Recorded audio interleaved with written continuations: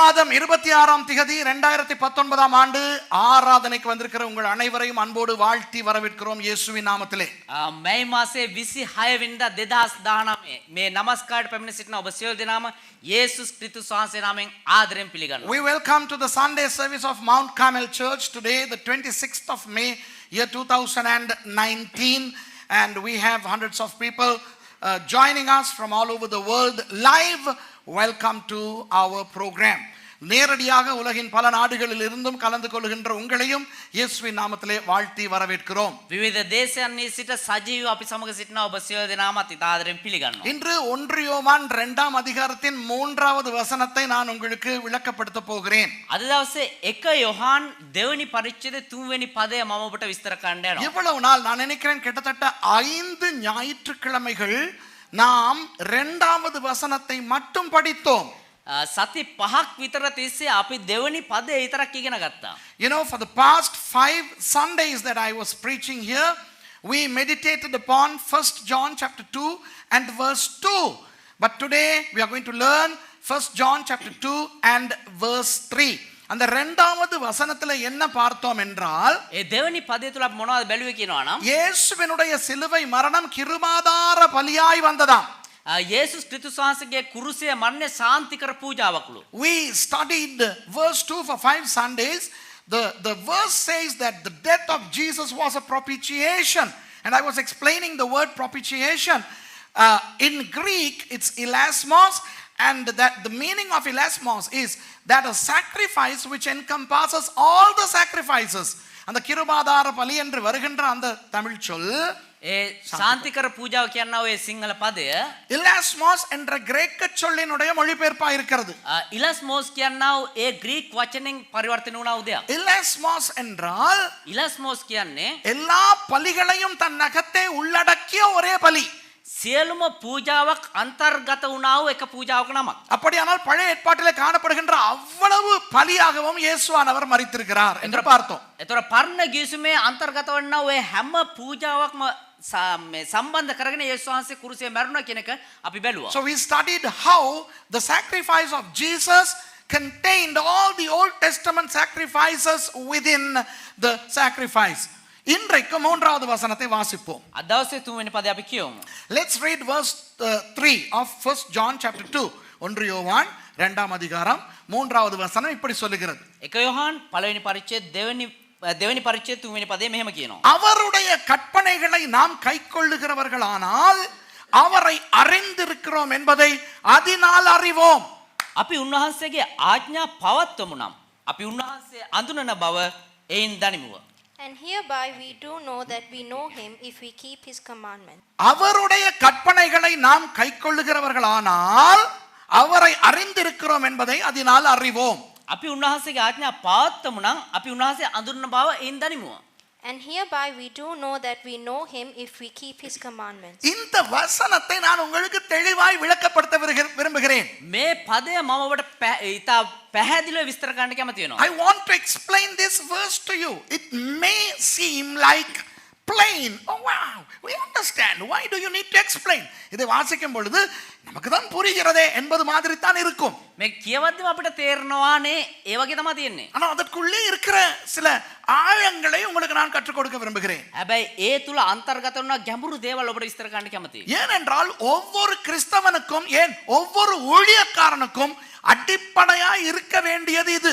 ඇයි කියනවනම් හැම කිතුණුවෙක්ම හැම සේවකයෙක්ම යටත් විය යුතු නෑ හැම කිතුණුවෙකුටම විශේෂයෙන්ම හැම සේවකයෙකුටම පදනම් විය යුතු කාරණය තමයි මේ පදය තුල අන්තර්ගත වෙලා තියෙන්නේ. What this verse contains is the foundational element that every Christian and every minister of the gospel should have. So this is very serious. ஆகவே இது ரொம்ப முக்கியமானது. ஓகேயா? ඒ නිසා මේක ඉතා වැදගත්. திரும்ப வாசிப்போம். ආපහු කියමු. அவருடைய கற்பனைகளை நாம் கைக்கொள்ளுகிறவர்களானால் அவரை அறிந்திருக்கிறோம் என்பதை அதனால் அறிவோம். අපි උන්වහන්සේගේ ආඥා පවත්වමු නම් අපි උන්වහන්සේ අඳුනන බව එයින් දනිමුව. And hereby we do know that we know him if we keep his commandments. அவரை அறிந்திருக்கிறோம். උන්වහන්සේව හඳුනනවා. We know him. What's happening? Shouldn't I come front? Is that the reason? Okay. Feedback. Okay. Back. Okay. அவரை அறிந்திருக்கிறோம். யார் இந்த அவர்? උන්වහන්සේව හඳුනනවා. කවුද මේ උන්වහන්සේ? இயேசு. යේසුස්. இயேசுவை அறிந்திருக்கிறோம். යේසුස් වහන්සේව හඳුනනවා. Who is he here? We know him. Who is he here? Jesus. Okay. Do we know Jesus? Of course we know. இயேசுவை நாம் அறிந்திருக்கிறோமா?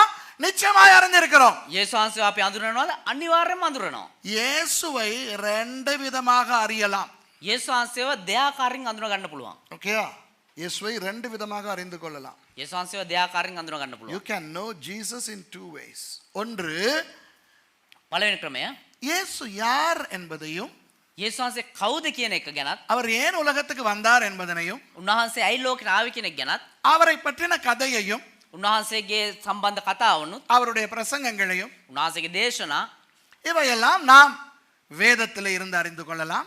මේ හැම දෙයක්ම අපිට බයිබලේ ඉඳලා ඉගෙන ගන්න පුළුවන්. பிரசங்கங்கள் மூலமாக அறிந்து கொள்ளலாம். දේශනා තුලින් දැන ගන්න පුළුවන්. சண்டே ஸ்கூல் டீச்சர்ஸ் கற்றுக் கொடுப்பதன் மூலம் அறிந்து கொள்ளலாம். ඒ වගේම මේ සබත් පාසලේ ගුරුවරුන් සම්බන්ධ තුලින් අපිට ඉගෙන ගන්න පුළුවන්. இயேசுவை பற்றின திரைப்படங்களை பார்ப்பதன் மூலம் கண்டு கொள்ளலாம். යේසුස් ක්‍රිස්තුස් වහන්සේ ගැන තිබෙනා ඔය චිත්‍රපටි තුලින් දැන ගන්න පුළුවන්. அதுபோல சரித்திரத்தில் இருந்து கற்றுக்கொள்ளலாம். ඒ වගේම ඉතිහාසය තුලින් අපිට ඉගෙන ගන්න පුළුවන්. இப்படி இயேசுவை பற்றி நிறைய அறிந்து கொள்ளலாம். මේ වගේ යේසුස් වහන්සේ ගැන බොහෝ දැන ගන්න පුළුවන්.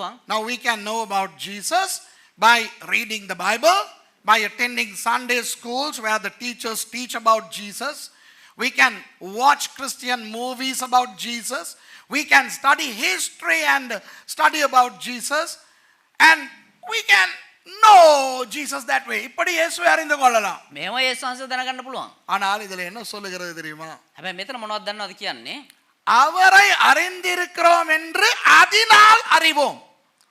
උන්වහන්සේව අඳුනන බව එයින් දනිමුව. We know that we know Jesus through this. அவரை அறிந்திருக்கிறோம் என்று விடவில்லை. උන්වහන්සේව අඳුනනවා කියන එකෙන් අතරිය නැහැ. அவரை அறிந்திருக்கிறோம் என்று இப்போதான் அறிந்திருக்கிறோம்.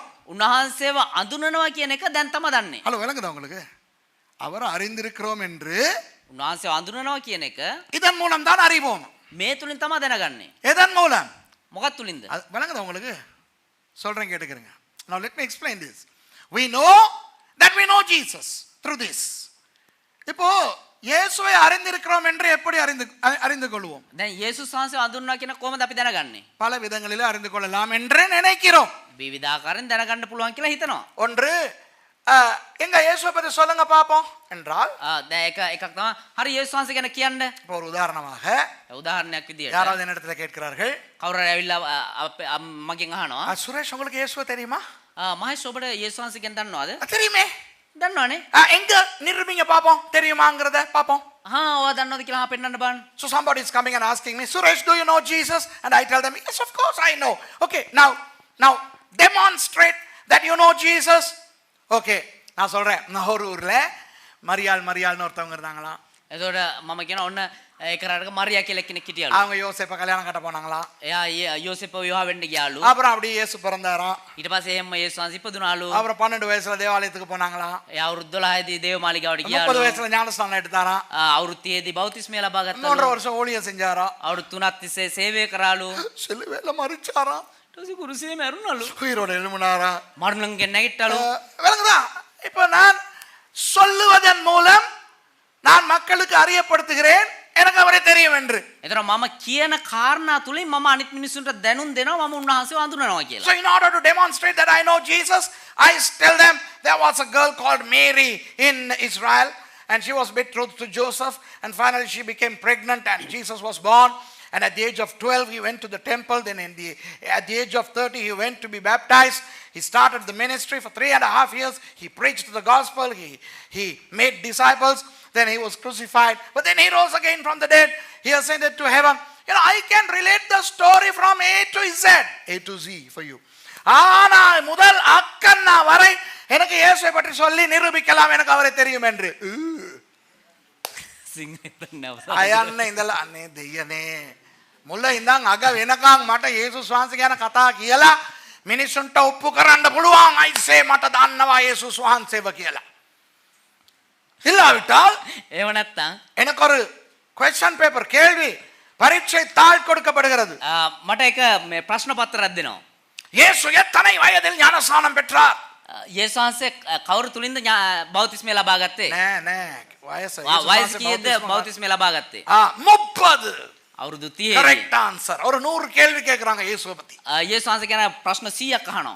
100க்கு 100 எடுக்கிறேன். 100ට 100 ලබා ගන්නවා. அதன் மூலம் நான் நிரூபிக்கிறேன் எனக்கு இயேசுவை தெரியும் என்று. ඒ තුලින් මම ඔප්පු කරලා පෙන්නනවා මට යේසුස් වහන්සේ දන්නවා කියලා. So a question paper is laid in my presence and I am answering all the 100 questions about Jesus and I am getting 100 out of 100. I know Jesus that well.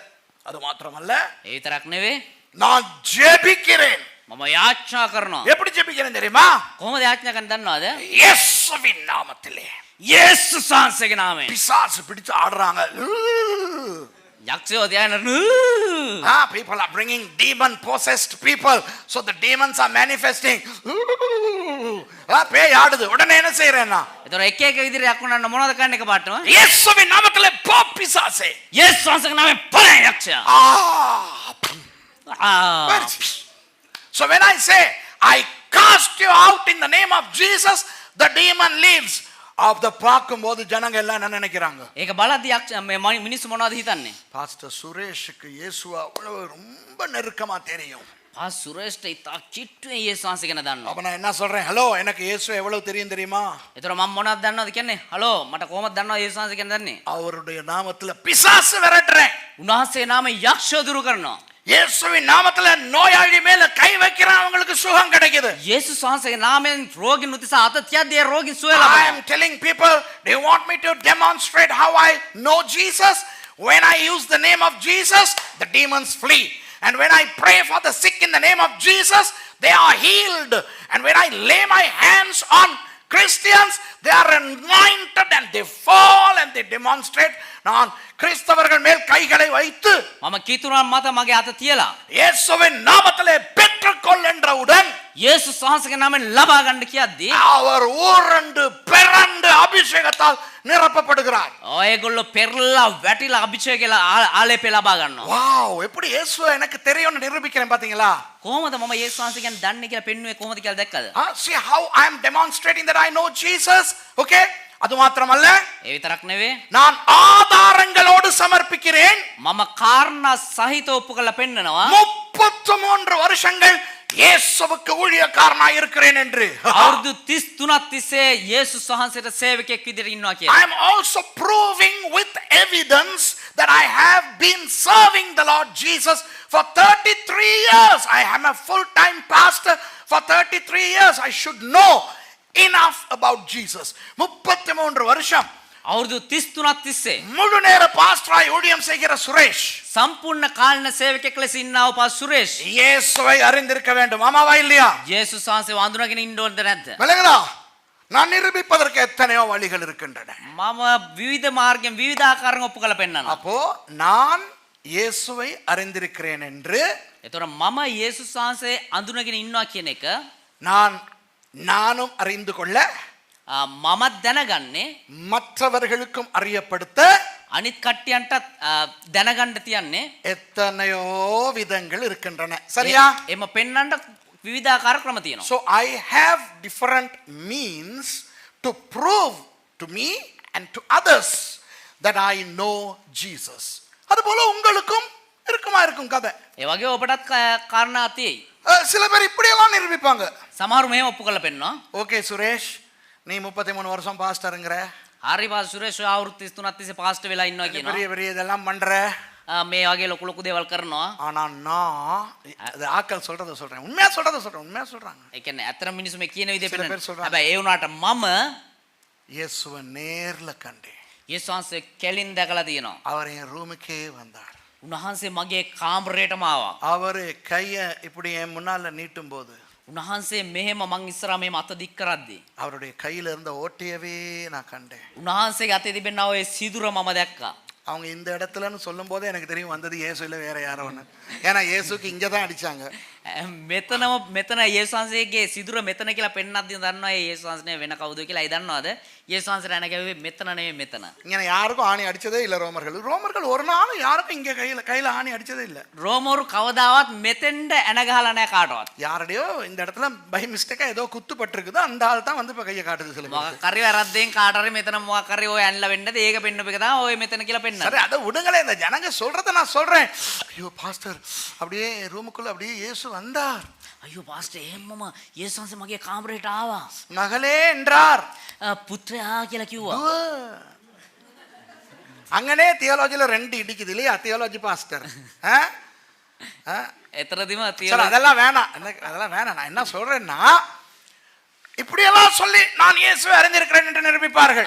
මෙහෙම මේ ආකාරයෙන් මම යේසුස් වහන්සේ දන්නවා කියලා ඔප්පු කරලා පෙන්නනවා. So some people would say, Suresh, you know Jesus and you prove it in many ways, but do you know that I had a special visitation of Jesus? He came to my room, I saw him. Ooh, okay, so I know him. இன்னும் ஒரு படி மேல போனா තවත් එක පියවරක් උඩට ගියා නම් இயேசு ஓன் ரூமுக்கு வந்ததை விடு நான் பரலோகத்துக்கே போய் இயேசுவை பார்த்துட்டு வந்தேன். යේසුස් වහන්සේත් එක්ක මම ස්වර්ගයටම ගිහිල්ලා යේසුස් වහන්සේව දැක්කා. Some people go a step further. They'll say, okay, you had Jesus visit you, but I visited him in heaven. I visit him twice a month. மாசத்துக்கு 2 தடவை நான் அதிகாலையில 3 மணிக்கு பரலோகம் போயிட்டு வரேன். මම පාන්දර මාසෙකට දෙපාරක් විතර ස්වර්ගයට ගිහිල්ලා එනවා. இப்படி நான் என்ன சொல்ல வருகிறேன் என்றால், මෙහෙම මම මොනවද මේ කියන්න එන්න කියනවා නම් இயேசுவை நான் அறிந்திருக்கிறேன் என்று යේසුස් වහන්සේව මම අඳුනනවා කියන එක அவன் பல விதமாய் அறிந்து வைத்திருக்கிறான். ඔවුනොවුන් විවිධාකාරයෙන් එක දැනගෙන ඉන්නවා. So what I'm trying to say is that many people, all of us, we think we know him by many things that we say. We know Jesus. இப்ப நீங்களும் அப்படி சொல்லுவீங்களா இல்லையா? ඔබ එහෙම කියනවද නැද්ද? உங்களுக்கு இயேசுவை தெரியுமா தெரியாதா? ඔබට යේසුස් වහන්සේව දන්නවද නැද්ද? உங்களுக்கு இயேசுவை தெரியுமா தெரியாதா? ඔබ දන්නවද නැද්ද යේසුස් உங்களுக்கு වහන්සේ? இயேசுவை தெரியுமா தெரியாதா? அப்ப எப்படி தெரியும்னு கேட்டா சொல்றதுக்கு ஏதாவது கதை வச்சிருப்பீங்களா இல்லையா? ඒතර යේසුස් වහන්සේ කොහොමද අඳුනන්නේ කියලා ඇහුවොත් එහෙම කියන්න මොනවා හරි කාරණා තියන් So do you ඉන්නවද? know Jesus? You will say yes. Okay, prove it. Then you have different ways to prove it. ஆனால் එනමුත් வேதத்திலே யோவான் சொல்லுகிறார், මේ බයිබලයේ තුලින් යෝහන් කියනවා இது ஒண்ணுனாலையும் நாங்க இயேசுவை அறிஞ்சிருக்கிறோம்னு அறிய முடியாதாம். මේකෙන් කවදාවත් අපිට යේසුස් වහන්සේව දැනන් ඉන්නවා කියලා කියන්න බෑ. But John is saying through this verse that none of these experiences that you are sharing could prove that you know Jesus. அதாவது இந்த வசனத்தின்படி ඒ කියන්නේ මේ පදයේ විදිහට நான் 40 வருஷங்களாய் ரட்சிக்கப்பட்டேன். நான் 79ல ரட்சிக்கப்பட்டேன். 87 තමයි දේවදාස කැලණර ඒ කියන්නේ අවුරුදු 40ක් තිස්සේ කැලේම ලබලා ඉන්නවා. හැමදාම 89 හැමදාම වර මං කියනවා ඊයේ පෙරේදාත් ඔයා කිව්වා දෙමළ කෙල්ලෙක් අසත බඳින්න ඕනේ. මේ ඊයේ පෙරේදා කිව්වා. මං කිව්වා ඉස්සලා ගණන් කරන්න පුරුදු වෙන්න කියලා. 89 නෙවෙයි මනමාලයා 79. 79. හරි கேளுங்க. 79 இருந்து 2019 வரை 40 வருஷம் நான் ரட்சிக்கப்பட்ட 40 வருஷம். 79 ඉඳලා 2019 වෙනකන් අවුරුදු 40ක් වෙනවා ගැලේම ලබලා. 40 வருஷம் நான் கிறிஸ்தவனாய் இருக்கிறது අවුරුදු 40ක් තිස්සේ දේවදාසයක් කිතුණුවෙක් ඉදිරි ඉන්න එක நான் இயேசுவை அறிந்ததற்கு ஆதாரம் இல்லையா? මම යේසුස් වහන්සේව දන්නවා කියන එකට මේ ආධාරයක් එහෙම නැත්නම් පෙන්눔 කරන දෙයක් නෙවෙයි. You know, I am a Christian for the past 40 years, and according to this verse, the fact that I have been a Christian for 40 years doesn't make me somebody who knows Jesus. What? 33 வருஷம் பாஸ்டரா இருக்கிறேன் இல்லையா? අවුරුදු 33 තිස්සේ දේවදාසෙක් ඉදිරි ඉන්නව නේද? இல்ல 33 வருஷம் நீ பாஸ்டரா இருந்தாலும் உனக்கு இயேசுவை அறிஞ்சிருக்க வேண்டிய அவசியம் இல்லையா இந்த வசனத்தின்படி? මේ පදේ විදිහට කියන්නේ අවුරුදු 33 තිස්සේ පාස්ටර් කෙනෙක් විදිහට හිටියත් යේසුස් වහන්සේ දන්නවා කියන එක ඒක පෙන්වන්න බෑ ඒ තුලින්. I have been a pastor for 33 years, and according to this verse, that doesn't qualify me to know Jesus. விளங்குதா? இப்ப நீங்க உங்கள சில பேர் இருப்பீங்க, நிகழ்ச்சி பார்க்குற சில பேர் இருப்பீங்க. දැන් ඔබේ සමහර අය ඉන්නවා මේ වගේම වැඩසටහන බලන සමහර අය ඉන්නවා. பயங்கர அபிஷேகம் உங்களுக்கு இருக்கும். භයානක විදිහට ඔබට ආලේපේ තිබේ. நீங்கள் ஜெபிக்கும் பொழுது பிசாசுகள் ஓடும், ඔබ යාඥා කරද්දී යක්ෂයෝ දුවයි. நோயாளிகள் சுகமடைவார்கள். රෝගීන් සුවය ලබනවා. சில பேர் பெரிய சபைகளை நடத்துகிற பாஸ்டர்மாராய் கூட இருக்கலாம். සමහර විට විශාල ලෙස සභාවන් පවත්වාගෙන යනව බලවත් දේවදාසයෝ විදියට ඉන්න ஆனால் පුළුවන්. இது ஒன்றுமே நீங்கள் இயேசுவை அறிந்ததற்கு ஆதாரம் இல்லையா? හැබැයි මේ කිසිම දෙයක් ඔබ යේසුස් වහන්සේ දන්නවා කියන එක පෙන්වන දෙයක් නෙමෙයිලු. Some of you may be running big churches, some of you may have great anointing in you, you may be casting demons out, you may be praying for people and they may receive healing, but none of these is an evidence that you know Jesus. இப்ப இயேசு அறிந்திருக்கிறோம் என்று எதனால் அறிந்திருக்கிறோம்? ඒතර යේසුස් වහන්සේ අඳුරනවා කියන කොයි ආකාරයෙන්ද අපිට පෙන්වන්න පුළුවන් නේ? அவருடைய கற்பனைகளை நாம் கைக்கொள்ளுகிறவர்களானால். අපි උන්වහන්සේගේ ආඥා පවත්වමු නම්. How does it say in English? If only We keep his commandments. If only we keep his commandments, that we know Jesus. அவருடைய கற்பனைகளை கைக்கொண்டால் மட்டும் தானாம் උන්වහන්සේගේ ආඥා පවත්වනවා නම් විතරයිලු நீ இயேசுவை அறிந்திருக்கிறாய் என்று உனக்கே தெரிய வேண்டும் என்று வேதம் சொல்லுகிறது. ඔබ යේසුස් වහන්සේ අඳුනනවා කියනක ඔබම දැනගන්න යන්න කියලා එල්ල බයිබලයේ කියනවා. இப்ப விளங்குதா உங்களுக்கு? දැන් ඔබට තේරෙනවද? இயேசுவை உண்மையாய் அறிந்திருக்கிறவன் யாராம்? යේසුස් වහන්සේ සැබෑ ලෙසම දන්නේ කවුද? அவருடைய கற்பனைகளை கைக்கொள்ளுகிறவன். උන්වහන්සේගේ ආඥා පවත්වන කෙනා. So who knows Jesus? The one who keeps his commandments. நான் இந்த கற்பனைகள் என்ற சொல்லை நான் ஆராய்ந்து பார்த்தேன். அது 10 கற்பனைகளையா சொல்லி இருக்கிறது என்று. දේවදාසය හොයලා බලලා තිනවා මේ මෙතන ආඥා කියන එක අර දස පනත ගැනද කතා කරන්න කියන එක ගැන. You know the word commandments here, I went into the Greek to see whether this commandments refers to the 10 commandments. No. 10 கற்பனைகளை பற்றி அல்ல இது சொல்லுகிறது. දස පනත ගැන නෙමෙයි මෙතන කතා කරන්නේ. வார்த்தையை பற்றி சொல்லுகிறது. ඒ කියන්නේ වචනය ගැන කතා කරන්නේ. இந்த முழு வார்த்தையை பற்றி சொல்லுகிறது. මේ සම්පූර්ණ වචනය ගැන කතා කරන්නේ. It does not talk about the 10 commandments, but it talks about the entire word of God even before the New Testament was completely completed. புதிய ஏற்பாடு கூட முழுக்க எழுதி முடிக்க முதல் இது எழுதப்படுகிறது. ඒ කියන්නේ පරණ අලුත් ගිවිසුම පවා සම්පූර්ණ লীලා අවසන් වුණාට පස්සේ තමයි මේ ගැන කතා කරන්නේ. அதான் அவசானம் වෙන්න කලින්. වෙන්න කලින් තමයි මේ ගැන කතා කරන්නේ. அதாவது இந்த முழு வார்த்தையை கைக்கொள்ளுகிறவன் தானாம் ඒ කියන්නේ මේ සම්පූර්ණ වචනය පවත්වන කෙනා තමලු இயேசுவை அறிந்திருக்கிறவன். යේසුස් වහන්සේ වඳුනගන්නේ. You know, it says that only those who follow, keep the entire word of God are the ones who know Jesus. ஐயோ இது என்னடா இது பயங்கரமா இருக்குது. මොකද්ද මේ මේක? ஹலோ நல்லா விளங்குதா உங்களுக்கு? හොඳට තේරෙනවද ඔබට? இந்த வசனம் මේ පදය ඇවිල්ලා ரொம்ப ஆழமானது, තා ගැඹුරු පදයක්. ரொம்ப யதார்த்தமானது, யதார்த்தவாதி. ඒ වගේම යථාර්ථවාදී පදයක්. அது உண்மையானது. මේක සැබෑ උදයක්. ஆனால் ඒ වුණත් ரொம்ப இலகுவானது.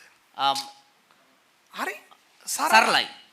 This verse is deep, meaningful, but very plain. It's plain as a pike staff. இயேசுவை ஒருவன் அறிந்து கொள்ள வேண்டும் என்றால் යේසුස් වහන්සේව යම් කෙනෙකුට දැනගන්න අවශ්‍ය නම් அவருடைய வார்த்தையை கைக்கொள்ளுகிறவனாய் இருக்க வேண்டும். උන්වහන්සේගේ වචනය ඒ පවත්වන්නව කෙනෙක් වෙන්න ඕන. If somebody were to know Jesus, that person has to keep the word of God.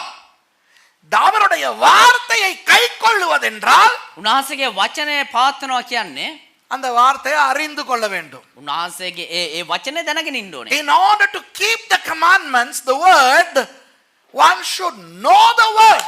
How can you keep something that you don't know? உங்களுக்கு தெரியாத கற்பனைகளை எப்படி கைக்கொள்ள முடியும்? ඔබ දන්නේ නැති දෙයක් කොහොමද පවත්වන්නේ? ஆகவே கிறிஸ்தவர்கள் என்ன செய்ய வேண்டும்? ඒ නිසා කිතුණු මොනවද කරන්න ඕනේ? ரட்சிக்கப்பட்ட நாளில் இருந்து சாகும் வரைக்கும் அவருடைய வார்த்தையை படிக்க வேண்டும். ගැලවීම ලැබපු දවසේ ඉඳන් මැරෙනකන් උන්වහන්සේගේ වචනය ඉගෙන ගන්න. What should a Christian do from the time he or she got saved till the time he or she dies? The person should study the word of God. இது பிசாசுக்கு தெரியுமா தெரியாதா? මේක යක්ෂයාට දන්නවද නැද්ද? அதனால் என்ன செய்கிறான்? ඒ නිසා මොනවද කරන්නේ? வார்த்தையை படிப்பதை விட වචනය ඉගෙන ගන්නවට වඩා மற்ற விஷயங்களுக்கு முக்கியத்துவம் கொடுக்கிறான். අනිත් කාරණා වලට වැදගත්කම ලබා දෙනවා. The devil knows this secret. So what the devil does is he supplements, he substitutes the word of God with something else, mostly something very good. இப்போ வார்த்தைக்கு பதிலாக எதையாவது கொடுப்பது என்றால் දැන් වචනේ වෙනුවට තවත් දෙයක් වෙන මොනවා හරි දෙනවා කියන්නේ நல்லதை கொடுத்தால் ஏமாறுவானா கெட்டதை கொடுத்தால் ஏமாறுவானா? හොඳ දෙයක් දුන්නා නම් රැවටෙනවද එහෙම නැත්නම් නරක දෙයක් දුන්නා නම් If රැවටෙනවද the devil wants to substitute something to the word of God, is he going to give you something good or something bad? இப்போ உதாரணமாக උදාහරණයක් විදියට எத்தனை பேர் ஹிந்துவார்ந்து ரட்சிக்கப்பட்டீங்க? கையை தூக்கி காட்டுங்க. කී දෙනෙක් நான் ஹிந்து. හින්දු විදියට ගැලවීම ලැබලා තියෙනවද ஓகே, ஹிந்துக்களினுடைய பல புராணங்கள் பல வேதங்கள் உண்டு அல்லவா? හින්දුවාගේ විවිධ ඉතිහාස මේ ග්‍රන්ථ තිබෙනවනේ அதுல ஏதாவது அன்றாட இந்துக்கள் வாசிக்கக்கூடிய ஒரு ஒன்றை சொல்லுங்க பாப்போம். ඒකේ මේ හින්දු කෙනෙක් නිරන්තරයෙන් කියවන එක මොකක්ද පොත ராமாயணம். ஓகே, மனோ சொல்றாரு ராமாயணம். මනෝ කියන රාමායනය කියලා ராமாயணம் ஸ்கூல் பாடத்துல கூட இருக்கு. ඒ රාමායනය කියන පොත මේ පාසල් විෂන් වලත් පාදිනවා ஓகே, இப்போ ஹிந்துக்கள்ல இருந்து ரட்சிக்கப்பட்டவங்க இருக்கிறீங்களே, දැන් හින්දු ආගමේ ඉඳලා ගැලවීම ලබා ඉන්නවනේ பிசாசு உங்களை தேவனுடைய வார்த்தையை படிப்பதற்கு பதிலாய் ராமாயணம் படிக்க தூண்டுவானா? යක්ෂයා ඔබට බයිබලය කියවන එක වෙනුවට රාමායනය කියවන්න ආපහු පොළඹවයිද அப்படி ஒரு ஆசை வருமா உங்களுக்கு? එහෙම ආසාවක් එයිද பைபிளுக்கு பதிலா நான் ராமாயணம் படிக்கிறேன்னு நீங்க உட்காருவீங்களா? බයිබල වෙනුවට මම රාමායනය කියනවා කියලා ඔබ කියයිද முடியாது தானே, நடக்காது தானே. ඒක සිද්ධ වෙන්නේ ஆனால் නැහැ නමුත් பைபிளுக்கு பதிலாக ஏதாவது நல்ல கிறிஸ்டியன் விஷயத்தையே செய்ய வச்சா බයිබලයේ වෙනුවටම ඒ වගේම වෙනත් කිතුණු වෙනත් දෙයක් තැබුණා அப்ப ஒரு குற்றவுணர்வு வராதே? එතකොට අර ඇතුළාන්තේ අන්න ලබන සිතක් එන්නේ ஒரு නැහැ உதாரணம், you know in Tamil, I mean, I'm explaining that many people have become Christians from being Hindus, and there are Hindu religious texts, tomes. The devil will not make the Christian to not read the Bible and read those things, you know. They'll feel guilty. Now I was a Hindu, I will feel very guilty if I read Hindu religious documents over and above the word of God. But I will not be guilty if something Christian replaces the word of God. இப்போ ஒரு ஆராதனை நடக்கிறது என்று வைத்துக்கொள்வோம். දැන් ඒක නමස්කාරය සිද්ධ වෙනවා කියලා කියමු. இப்போ நான் கர்த்தருடைய வார்த்தையை பேசுகிற நேரம். දැන් මම දෙවියන් වහන්සේ වචනේ ප්‍රකාශ කරන දේශනා කරන වෙලාව. இப்போ நான் உங்களுக்கு சொன்னேன்னா, දැන් මම ඔබට කිව්වා නම් அன்பானவர்களே, இன்றைக்கு நான் ராமாயணத்தை உங்களுக்கு சொல்லிக் கொடுக்க போகிறேன். ප්‍රේමවන්තනි මම අද දවසේ ඔබට රාමායනය උගන්වන්න යනවා. ராமர் சீதை கதை, அவர் சீதையை எப்படி ராவணன் எங்கே பிடுங்கிட்டு வந்தான், அதெல்லாம் பேச போறேன்னா ஆசைப்படுவீங்களா நீங்க? රාම සීත කතාව රාවණ කොහොමද සීතාව උස්සන් ආවේ ඒව කියන්නේ ඔබට ආස හිතේද? Now this is the time where I am supposed to preach the word. Would you be happy if I come up here and say I am going to teach you the story of a Hindu god? Are you going to be happy? சந்தோஷப்படுவீங்களா? සන්තෝෂ වේද? ஆனால் நான் இங்கே வந்து இப்படி சொன்னா என்ன ஆகும்? හැබැයි දේවදාසයා මෙතෙන් දැලා මෙහෙම කිව්වොත් කොහමද? அருமையான ஒரு ஆராதனை வேளை இருந்தது. ඉතා යහපත් වූ නමස්කාර කාලයක් තිබුණා. நான் நினைக்கிறேன் මම හිතනවා இன்று கர்த்தருடைய வார்த்தையை பேசுவதற்கு பதிலாக අද දවසේ දෙවියන් වහන්සේගේ වචනේ බෙදා ගන්නව වෙනුවට 12:30 மணி வரை நாங்கள் ஆண்டவரை ஆராதிப்போம். අපි 12 වෙනකම්ම දෙවියන් වහන්සේව නමස්කාර කරමු. அப்ப நிறைய பேர் என்ன தெரியுமா நினைப்பீங்க? ඒතර බොහෝ දෙනා මොනවද දන්නව හිතන්නේ? சூப்பர், නියමයි. ஆண்டவர் ஆராதிப்போம். දෙවියන් වහන්සේව නමස්කාර அப்ப කරමු. நான் ஒரு பாஸ்டர் நான் உங்ககிட்ட கேட்டேன்னா, ඒතර දේවදාසයා තව පාස්ටර් කෙනෙක් ඇහුවා නම් එහෙම இன்றைக்கு நாங்கள் தொடர்ந்து ஆண்டவரை ஆராதிப்போமா? අද දවසේ අපි දිගටම දෙවියන් වහන්සේව නමස්කාර කරමුද? ஆண்டவரை ஆராதிக்க ஆயத்தமா? දෙවියන් වහන්සේව නමස්කාර කරන්න සූදානම්ද? எல்லாரும் அல்லேலூயாம்பிங்க. ஆமாவா இல்லையா? ඒතර සේරම හලෙලුයා කියයි. உடனே என்ன ரைட் ப்ரோக்ராம் மாத்தியாச்சு, இன்னைக்கு பிரசங்கம் கிடையாது, எல்லாம் ஆராதிப்போம். 12:30 மணி வரைக்கும் நல்லா ஆராதிச்சுட்டு வெளியே போவோம். ඒතර සැලසුම් සේරම වෙනස් කරා හරි 12 වෙනකන් දෙවියන් වහන්සේව නමස්කාර කළේලා සේරම සන්තෝෂෙන් එළියට යනවා. Now if I come up here and say, you know, I feel like worshiping the Lord till 12:30, so let me preach next Sunday. Today no preaching, let's worship the Lord because the presence of the Lord is really abundantly present here. So we will all say hallelujah. Then we will all start to sing one song after another till 12:30. We have a wonderful time of worship. Okay, 12 மணி வரைக்கும் மாவனை பாட்டெல்லாம் பாடி 12 වෙනකන් හොඳට ගීතිකා ගායනා කරලා கத்துன்னு கத்தி කෑ ගහන්න පුළුවන් විදිහට කෑ ගහලා அபிஷேகத்துல நிறைஞ்சி ආලේපයෙන් පිරිලා சிலது அங்க இருந்து இங்க உருண்டு இன்னொன்னு இங்க இருந்து அங்க உருண்டு සමහරු මේ ඉඳන් අර හෙට්ට පෙරලා අර ඉඳන් අර හෙට්ට පෙරලා 12:30 மணிக்கு எல்லாரும் வெளியே போகும்போது என்ன பேசிக்கிட்டு போவோம்னு சொல்லவா 12න් පස්සේ එළියට යද්දි මොනවද දන්නවද කතා කරගෙන යන්නේ after all the wonderful things that transpire here when we worship the Lord till 12:30 you know people falling and yelling and praying in tongues and music and all that kind of stuff when we go at 12:30 do you know what we will be talking to each other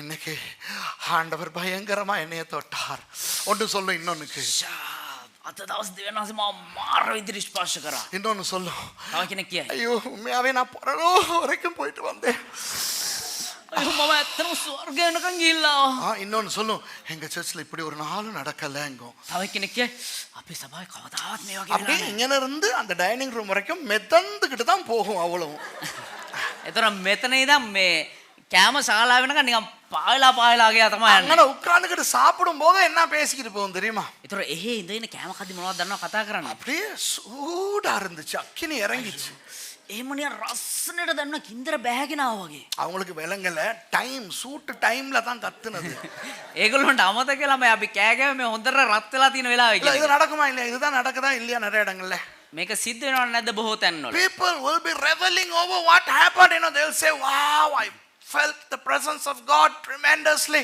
today was glorious wonderful ஆனால் நான் உங்களுக்கு சொல்லுகிறேன் හැබැයි මම ඔබට කියන්නම් இந்த இடத்துல யோவானை கொண்டாந்து நிப்பாட்டினா මේ ස්ථානයේ යොහාන් ගෙනල්ලා තිබ්බනම් இந்த வேதத்தை எழுதின யோவான் இந்த 1 யோவான் எழுதின யோவானை கொண்டாந்து நிப்பாட்டி මේ එක යොහාන් පොත ලිව්වා යොහාන් ගෙනල්ලා මෙතන තිබ්බනම් பாஸ்டர் யோவான் පස්සේ යොහාන් எப்படி இன்னைக்கு எங்கட சர்வீஸ் කොහොමද අද දවසේ අපේ මේ නමස්කාරය அவர் சொல்லுவாரு එයා කියයි கேவலம் பிடிச்சதுங்க ජරා විදියට තිබුණා யோவான் යොහාන් தேவ பிரசன்னத்துல இருந்தோம் நீங்க என்ன இப்படி சொல்றீங்க දෙවියන් වහන්සේගේ අමුක ඉඳලා ඇයි ඔයා මෙහෙම කියන්නේ அவர் சொல்லுவார் එයා කියයි தேவனுடைய வார்த்தையை அறிந்து கொள்ள வேண்டிய நேரத்தில் දෙවියන් වහන්සේගේ වචනය දැනගන්න ඕන වෙලාවේ அதை செய்யாமல் ඒක කරන්නේ නැතුව நீ எதை செய்தாலும் அது தவறு ඔබ මොන දේ කරත් ඒක වැරදි you know people will be very happy but if you bring John the writer of 1 John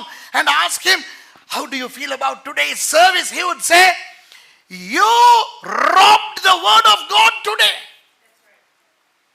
it doesn't matter what you substitute it with if you rob the word of God that's wrong உங்களுக்கு விளங்குதா ඔබට තේරෙනවද தேவனுடைய வார்த்தைக்கு பதிலாக දෙවියන් වහන්සේගේ වචනය වෙනුවට உண்மையான காபிரியேலும் மீகாவேலும் இங்க வந்து ஆடு இருந்தாலும் සැබෑවටම ගාබ්‍රියල් මිකාኤල් මෙතන ඇවිල්ලා නටාගෙන හිටියත් யோவான் அந்த ரெண்டு பேரையும் விரட்டிடுவார் போ போ பரவாயில்லை යොහාන් දෙන්නවත් එලවලා දායි நானா இவர்களை எடுத்துக்கொள்ளும் என்ன இவர்கள் பண்ணுகிறார்கள் பிரசங்கம் பண்ண வேண்டிய இடத்துல வந்து இவர்கள் பறந்து பறந்து துதித்துக் கொண்டிருக்கிறார்கள் සමිනහන්ස මේ දෙනවා එක යන මේ දේශනා කරන්න ඕනලා මෙතන නිකන් දඟල ඉඳගෙන පාවිගෙන ඉන්නවා එක යන මේ දෙනවා even if the real Gabriel and Michael came here Michael the archangels came here and tried to dance you know that's what many people believe that you know angels come and dance okay John would say Gabriel Michael go back to heaven these people need to hear the word of God what are you doing here hello விளங்குதா உங்களுக்கு ඔබට තේරෙනවද ஆமாவா இல்லையா இன்றைக்கு என்ன நடக்கிறது අද මොනවද සිද්ධ වෙන්නේ இன்றைக்கு நிறைய சபைகளிலே எது இல்லை අද බොහෝ සභාවල මොනද නැත්තේ வார்த்தை இல்லை වචනය නැහැ in many churches the word is lacking வார்த்தை இல்லை වචනය නැහැ அபிஷேகம் இருக்கிறது ආලේපේ තියෙනවා சுகம் இருக்கிறது සුවේ තියෙනවා அற்புதங்கள் இருக்கின்றன හාස්කම් තියෙනවා ஜனங்கள் ரட்சிக்கப்பட்டு வந்து கொண்டிருக்கிறார்கள் ජනතාව ගැලවීම ලබාගෙන පැමිණෙමින් සිටිනවා வார்த்தை இல்லை හැබැයි වචනය නැහැ in many churches today there is a lot of anointing there are miracles there are healings many people come to those churches but there is no word நிறைய சபைகள்ல பிரசங்கம் பண்றவங்க என்ன பண்றாங்க தெரியுமா බොහෝ සභාවල දේශනා කරන කට්ටිය මොනවද දන්නවද කරන්නේ பிரசங்கிமார் தங்கள் அனுபவங்களை பிரசங்கம் பண்ணி கொண்டிருக்கிறார்கள் දේශකයා තමුන්ගේ අත්දැකීම් පිළිබඳ කතා කරගෙන ඉන්නවා வார்த்தையை கற்றுக் கொடுக்காமல் தங்கள் அனுபவங்களை பிரசங்கித்துக் கொண்டிருக்கிறார்கள் වචනය උගන්වන්න නැතුව තමුන්ගේ අත්දැකීම් ගැන කතා කරගෙන in ඉන්නවා many places preachers are preaching their experiences not the word of God இன்னும் சில சபைகள் என்ன பிரசங்கம் பண்றாங்க தெரியுமா? තවත් සමහර සභාවල මොනවද දන්නවද දේශනා කරන්නේ? நீ பொருளாதாரத்தில் முன்னேறுவதற்கான 5 படிகள். ඔබ ආර්ථිකව ඉදිරියට එන පිණිස කාරණා පහක්, පියවර පහක්. As Roy would always say, 5 steps for prosperity. ஐயோ இந்த அன்றைக்கு முந்தா நாளுக்கு முத நாள் ஒரு ஆளுட பிரசங்கத்தை பார்த்தேனே நான். මේ ඊයේ පෙරේදා දවස් කිහිපයකට කලින් පාස්ටර් තව එක්කෙනෙක්ගේ මේ දේශනාව බැලුවලු. அந்த ஆள் பிரசங்கத்துல சொல்றான், එක්කෙනා දේශනාවෙන් කියනවලු ஆண்டவர் இயேசு வரும்போது விசில் அடிச்சு கதாநாயகனை வரவேற்கிற மாதிரி வரவேற்கணுமா. எத்தனை பேர் பாத்தீங்க அத? යේසුස් ක්‍රිස්තුස් වහන්සේ නැවත පැමිණෙද්දී අර ප්‍රධාන නළුවා පැමිණනාගේ විසිල් ගහලා අප්පුඩි ගහලා උන්වහන්සේ කැඳවන්න ඕනලු. ஆட்டிக்கிறான், டங்க டக்கர டக்க டக்கரன்னு அடிச்சு பாத்தீங்களா அது? பெலுவது ஐயோ பயங்கரமா நாடகம் ஆடுறாங்கடா. ඒ කියන්නේ පිස්සු නටනවා. கர்த்தருடைய வார்த்தையை பிரசங்கம் பண்ணுவதற்கு பதிலாக යේසුස් දෙවියන් වහන්සේගේ වචනය දේශනා කරනවා වෙනුවට மக்களை குஷிப்படுத்துகிறார்கள். මිනිස්සුන්ව මේ சத்துட்டப்பா සතුටටපත් කරනවා. You know, instead of preaching the word, they are pleasing the people. They are not exposing Jesus. இயேசுவை அவர்கள் காட்டவில்லை. இது என்ன தெரியுமா? මේ මොකද්ද දන්නවද? What is this? What is this? මොකද්ද මේ? ஆதியிலே வார்த்தை இருந்தது. පටන් ගැනීමේදී වාක්‍යානෝ සිටිසේක. அந்த வார்த்தை தேவனிடத்தில் இருந்தது. ඒ වාක්‍යානෝ දෙවියන් වහන්සේ සමග සිටිසේක. அந்த வார்த்தை தேவனாய் இருந்தது. ඒ වාක්‍යානෝ දෙවියන් වහන්සේව සිටිසේක. அந்த வார்த்தை மாம்சமானது. ඒ වාක්‍යානෝ මාංශවත් වූසේක. சிலுவையிலே மரித்தது. කුරුසේ මැරුණා. உயிர் தெழும்பினது. නැවත මලුන්ගෙන් නැගිට්ටා. இன்று பரிசுத்த வேதாகமமாக எங்கள் கைகளிலே இருக்கிறது. අදාසේ සුද්ධ බයිබලය ලෙස අපේ හස්තයේ තිබෙනවා. In the beginning was the word. The word was with God, and the word was God, and the word became flesh, and the word died on the cross, and the word rose again from the dead, and the word gave us salvation, and the word now is in our hands in the form of the Bible. So the more we study the Bible, we know more about Jesus.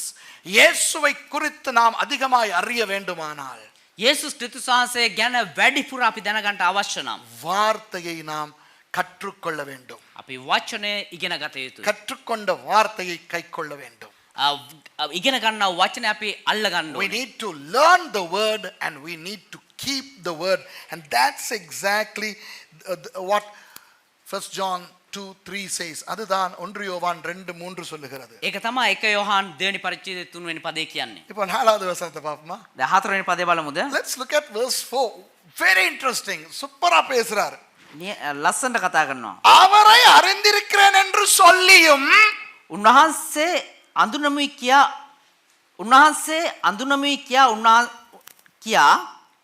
He that said, I know him, he that says that I know him, මම උන්වහන්සේව දන්නවා කියලා කියන එක, எனக்கு அவரை தெரியும் என்று சொல்லுகிறவன் அவருடைய கற்பனைகளை கைக்கொள்ளாதவன் பொய்யனாய் இருக்கிறான். උන්වහන්සේගේ ආඥාව නොපවත්වන තැනැත්තේ බොරුකාරයෙක්ය. பொறுகாரே, பொய்யன். and keepeth not his commandments, is a liar. He's a liar. Wow. பொய்யனாய் இருக்கிறான். බොරුකාරයෙක් කියනවා.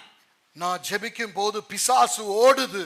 මම යාච්ඡා කරද්දී යක්ෂයෝ දුවනවා. அதனால நான் ஆண்டவர் அறிஞ்சிருக்கிறேன். ඒ නිසා මම දෙවියන් වහන්සේව අඳුනනවා. பொய்யன். බොරුකාරයෙක්. You know, when I pray, the demons flee, and therefore I know Jesus. No, you are a liar. நான் ஜெபிக்கும் பொழுது நோயாளிகளுக்கு சுகம் கிடைக்கிறது, அதனால் நான் இயேசுவை அறிந்திருக்கிறது உறுதியாகிறது. பொய்யன். මම යාඥා කරද්දී රෝගීන් සුවය ලබනවා. ඒ නිසා මම යේසුස් වහන්සේව අඳුනනවා. බොරුකාරයෙක්. When I pray for the sick, they are healed. Now that's a proof that I know Jesus. No, you are a liar. விளங்குதா? நான் 5000 பேர் இருக்கிற சபை வைத்திருக்கிறேன். මම 5000කට සභාවක් තියන් ඉන්නවා. 5 பேரோடு தொடங்கினேன். 5 දෙනෙක්ගෙන් ආරම්භ කරේ. 5000 பேர் இருக்கிறார்கள். 5000ක් ඉන්නවා දැන්. அதிலிருந்து தெரிகிறதா இல்லையா எனக்கு இயேசுவை தெரியும் என்று? ඒකෙන් තේරෙනවද නැද්ද මම යේසුස් වහන්සේ අඳුරනවද නැද්ද කියලා? பொய்யன். බොරුකාරයෙක්. I started a church with 5 people, but now I have 5,000 people. Isn't that a proof that I know Jesus? No, you are a liar. நான் உலகமெல்லாம் போய் பிரசங்கம் பண்ணுகிறேன். මම ලෝකේ පුරා ගිහිලා දේශනා කරනවා. நிறைய புத்தகங்கள் எழுதி பெஸ்ட் செல்லராய் வெளியிடுகிறேன். මම බොහෝ පොත් ලියලා හොඳම ලේඛකයෙක් විදිහට සම්මාන ලබාගෙන තියෙනවා. அதிலிருந்து தெரியவில்லை எனக்கு இயேசுவை தெரியும் என்று. ඒකින් තෑරෙන්නේ නැද්ද මම යේසුස් වහන්සේව අඳුරනවා කියන එක? பொய்யன். I බොරුකාරයෙක්. go all around the world to preach and I write books that become best sellers. Aren't these proofs that I know Jesus? No, you are a liar. எனக்கு PhD இருக்கிறது. මට PhD තියෙනවා. 1 இல்ல 2 இல்ல 3. එකක් දෙකක් නෙවෙයි තුනක් තියෙනවා. அதில இருந்து தெரியல எனக்கு இயேசுவை தெரியும் என்று. ඒකෙන් තේරෙන්නේ නැද්ද මට යේසුස් වහන්සේව අඳුරනවා කියන එක? பொய்யன். I බොරුකාරයෙක්. have 3 PhDs. Isn't that a proof that I know Jesus? No, you are a liar. நான் தரிசனம் காணுகிறேன். මම දර්ශන දකිනවා. இயேசு என் அறைக்கு வந்து என்னோடு பேசுகிறார். යේසුස් වහන්සේ මගේ කාමරේට යනවා මගෙත් එක්ක කතා කරනවා. நான் பரலோகத்துக்கெல்லாம் போய் வருகிறேன். මම ස්වර්ගයට ගිහිල්ලා එනවා. இயேசுவை நேரில் அநேக தடவை சந்தித்திருக்கிறேன். බොහෝ අවස්ථාවල යේසුස් වහන්සේ මුහුණට මුහුණ මම දැකලා තියෙනවා. அதிலிருந்து தெரியவில்லை நான் அவரை அறிந்திருக்கிறேன் என்று. ඒකෙන් තේරෙන්නේ නැද්ද මම යේසුස් වහන්සේව අඳුරනවා කියන එක? பொய்யன். බොරුකාරයා. Oh, I dream divine dreams. I see visions. I see Jesus come in my room. I visit heaven thrice a month. And don't these prove that I know Jesus? No, you are liars. நடக்குதா உங்களுக்கு? තේරෙනවද ඔබට? அவரை அறிந்திருக்கிறேன் என்று சொல்லியும் උන්වහන්සේව අඳුනමයි කියා அவருடைய கற்பனைகளை கைக்கொள்ளாதவன் උන්වහන්සේගේ ආඥාව නොපවත්තන තැනැත්තේ பொய்யனாய் இருக்கிறான். බොරුකාරයෙක්. He that saith, I know him, He that saith that I know him, and keepeth not his but commandments, not keepeth his commands, is a liar.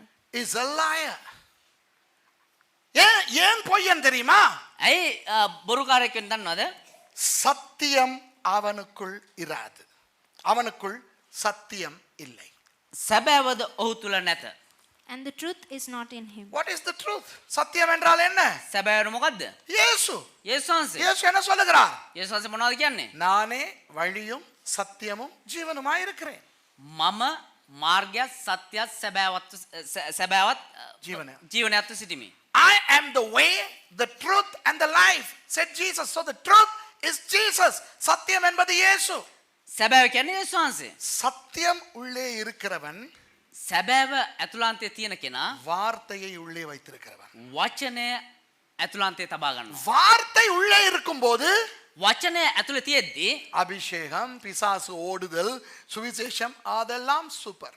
ආලේපය යක්ෂය දුරු කරන එක සුභ ආරංචිය සුවේ ඒ සෙරමනියමයි. நன்றாய் கவனியுங்கள். හොඳට අවධානය දෙන්න. இந்த நிகழ்ச்சியை பார்க்கிறவங்களுக்கு நிறைய பேருக்கு சொல்றேன். මේ වැඩසටහන බලන බොහෝ දෙනාට කියන්න. அப்ப உலகத்திலே நிறைய பேர் நினைக்கிறாங்க දැන් ලෝකයේ බොහෝ දෙනෙක් හිතනවා பாஸ்டர் சுரேஷ் சுகமளிக்கிறத நம்புறதில்ல, මේ පාස් සුරේෂ් ඇවිල්ලා සුව කිරීම ගැන විශ්වාස කරන්නේ தீர்க்க නැහැ. தரிசனங்களை நம்புறதில்ல, අනාගත වාක්‍ය ගැන විශ්වාස කරන්නේ නැහැ. தரிசனங்களை நம்புறதில்ல. දර්ශන විශ්වාස කරන්නේ නැහැ. ஆனா நான் பெந்தகோஸ்தே பாஸ்டர்டா, හැබැයි පාස්ටර් ඇවිල්ලා පෙන්තකොස්ත පාස්ටර් කෙනෙක්. இதெல்லாம் நம்பாதவன் பெந்தகோஸ்தல் பாஸ்டரா இருக்க முடியுமா? මේ කිසිම දෙයක් විශ්වාස කරන්නේ නැති කෙනෙකුට පෙන්තකොස්ත පාස්ටර් කෙනෙක් විදිහට ඉන්න පුළුවන්ද? Many people believe out there who don't know me, they believe that I am against visions, prophecies and all these manifestations. No, I'm a Pentecostal pastor. I believe in all these things. But the word of God should take precedence over everything. தேவனுடைய வார்த்தை தான் மேலே இருக்க வேண்டும். හැබැයි ඉහලින් තිබිය යුත්තේ දෙවියන් වහන්සේගේ වචනය තමයි. பிசாசுக்கு இந்த ரகசியம் தெரியும். යක්ෂයාට මේ රහස දන්නවා. அதனால் பிசாசு என்ன செய்கிறான்? ඒ නිසා යක්ෂයා මොනවද කරන්නේ? அந்த வசனத்துக்கு பதிலாக ராமாயணத்தை கொண்டு வர மாட்டான். ඒ වචනේ වෙනුවට රාමායනය ගෙනල්ලා දාන්නේ නැහැ. The devil will not bring a Hindu religious storm to substitute the Bible. பகவத் கீதையை கொண்டு வர மாட்டான். භගවත් ගීතය ගෙනල්ලා දාන්නේ නැහැ. குரானை கொண்டு வர மாட்டான். කුරාණය ගෙනල්ලා දාන්නේ නැහැ. விளங்குதா? என்னத்தை கொண்டு வருவான் தெரியுமா? මොනවද ගෙන්නේ දන්නවද? உண்மையாக கிறிஸ்தவர்களுக்கு இருக்கக்கூடிய நல்ல விஷயங்களே கொண்டு வந்து ඇත්තටම කිතුණන් තුළ තිබෙනා යහපත් ගුණාංග යහපත් දේවල් ගෙනල්ලා දාලා அதை மிகைப்படுத்தி ඒක විශාල ලෙස පෙන්නලා வசனத்தை அமுக்குவான். ඒ දේශනාව එහෙම නැත්නම් වචනය යටපත් The කරනවා. devil would magnify some of the good things that are there in the church to suppress the word of God. So today there is a lot of preaching. எத்தனையோ பிரசங்கங்கள் இருக்கின்றன. බොහෝ දේශනාවක් තිබෙනවා. YouTubeக்கு போங்க, ஏகப்பட்ட பிரசங்கங்கள் இருக்கின்றன. YouTube එකට යන්න දහස් ගණන් දේශනා තියෙනවා. பிரசங்கத்தை பற்றி எத்தனையோ புத்தகங்கள் இருக்கின்றன. දේශනා ගැන බොහෝ පොත් තිබෙනවා. ஆனால் வசனத்தை வசனமாய் கற்றுக் கொடுப்பது குறைவு. හැබැයි වචනය ලෙස නිවැරදිව උගන්වන එක අඩුයි. But teaching the word as the word is lacking. வசனத்தை பற்றி வசனம் என்ன சொல்லுகிறது தெரியுமா? වචනය ගැන වචනය තුල මොනවද දන්නවද? இது இருபுறமும் கருக்குள்ள பட்டயம். මේක දෙමුහත් කඩුවක් කියලා. දෙපැත්ත කැපෙන කඩුවක් This is කියලා. a double edged sword. And a sword doesn't cuddle, it cuts. ஒரு பட்டயம் தடவாது கொஞ்சாது. එක කඩුවක් ඇවිල්ලා නිකන් අත ගන්න එහෙම නැත්නම් මේ ස්පර්ශ කරගෙන ඉන්න. வெட்டும். කපනවා. இந்த பைபிள் ஸ்கூலுக்கு படிக்க வந்திருக்காங்க தானே? දැන් මේ බයිබල් විද්‍යාලයට ඉගෙන ගන්න ඇවිල්ලා ඉන්නවනේ. இது என்ன ஸ்கூல்?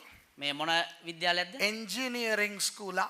මේක ඉංජිනේරුවන් පුහුණු කරන විද්‍යාලයක්ද? medical ஸ்கூலா? මේක වෛද්‍යවරුන් පුහුණු කරන විද්‍යාලයක්ද? law ஸ்கூலா?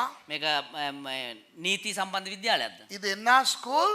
මේක මොන ඉස්කෝලයක්ද? Bible school. මේක බයිබල් இங்க විද්‍යාලයක්. வந்திருக்கிறது எந்த ஸ்கூலுக்கு? ඔබ ඇවිල්ලා ඉන්න මොන විද්‍යාලයකටද? பைபிள் ஸ்கூலுக்கு. බයිබල් විද්‍යාලයකට. பைபிள்னா என்ன? බයිබල් කියන්නේ මොකද්ද? இருபுறமும் கருக்குள்ள பட்டயம். දෙමුහත් කඩුවක්. இங்கிட்டும் வெட்டும், මේ පැත්තටත් කැපෙනවා, இங்கிட்டும் வெட்டும். මේ පැත්තටත් කැපෙනවා. அப்ப பைபிள் ஸ்கூல்ல நிம்மதியா படிக்க முடியுமா? එහෙනම් සැනසීමෙන් බයිබල් විද්‍යාලය ඉගෙන ගන්න පුළුවන්ද? முடியாது. බෑ. தூங்குனா வெட்டி எழுப்போம். නිදාගත්තනම් කපලා ඇහැරවනවා. ரெஸ்ட் எடுத்தா வெட்டி வேலை வாங்குவோம். විවේකය ගත්තනම් එහෙම කපල වෙල්ලා වැඩ ගන්නවා. நல்ல சாப்பாடு கொடுத்தா வெட்டி தேவையில்லாத சாப்பாடு தான் கொடுக்கும். හොඳ කෑම හම්බුනා නම් කපලා අනවශ්‍ය කෑම තමයි දෙන්නේ. இந்த பைபிள் ஸ்கூல்ல வலி இல்லாம யாராவது இருக்கிறீங்களா? வலி வலி பெயின் பெயின். මේ බයිබල් විද්‍යාල තුල මේ වේදනාවක් නැතුව කවුරු ඉන්නවද? யாராவது இருக்கீங்களா வலி இல்லாம? කවුරු வேதனை இல்லாம பைபிள் ஸ்கூல்ல யாராவது இருக்கிறீங்களா? කවුරු ඉන්නවද වේදනාවක් නැතුව? ஏன்னா நீங்க வந்திருக்கிறதே பட்டய ஸ்கூலுக்கு. ඇයි කියනවා ඔබ ඇවිල්ලා ඉන්නේ කඩු විද්‍යාලයකට. பட்டய ஸ்கூல்ல வெட்டிக்கிட்டே தான் இருக்கும்.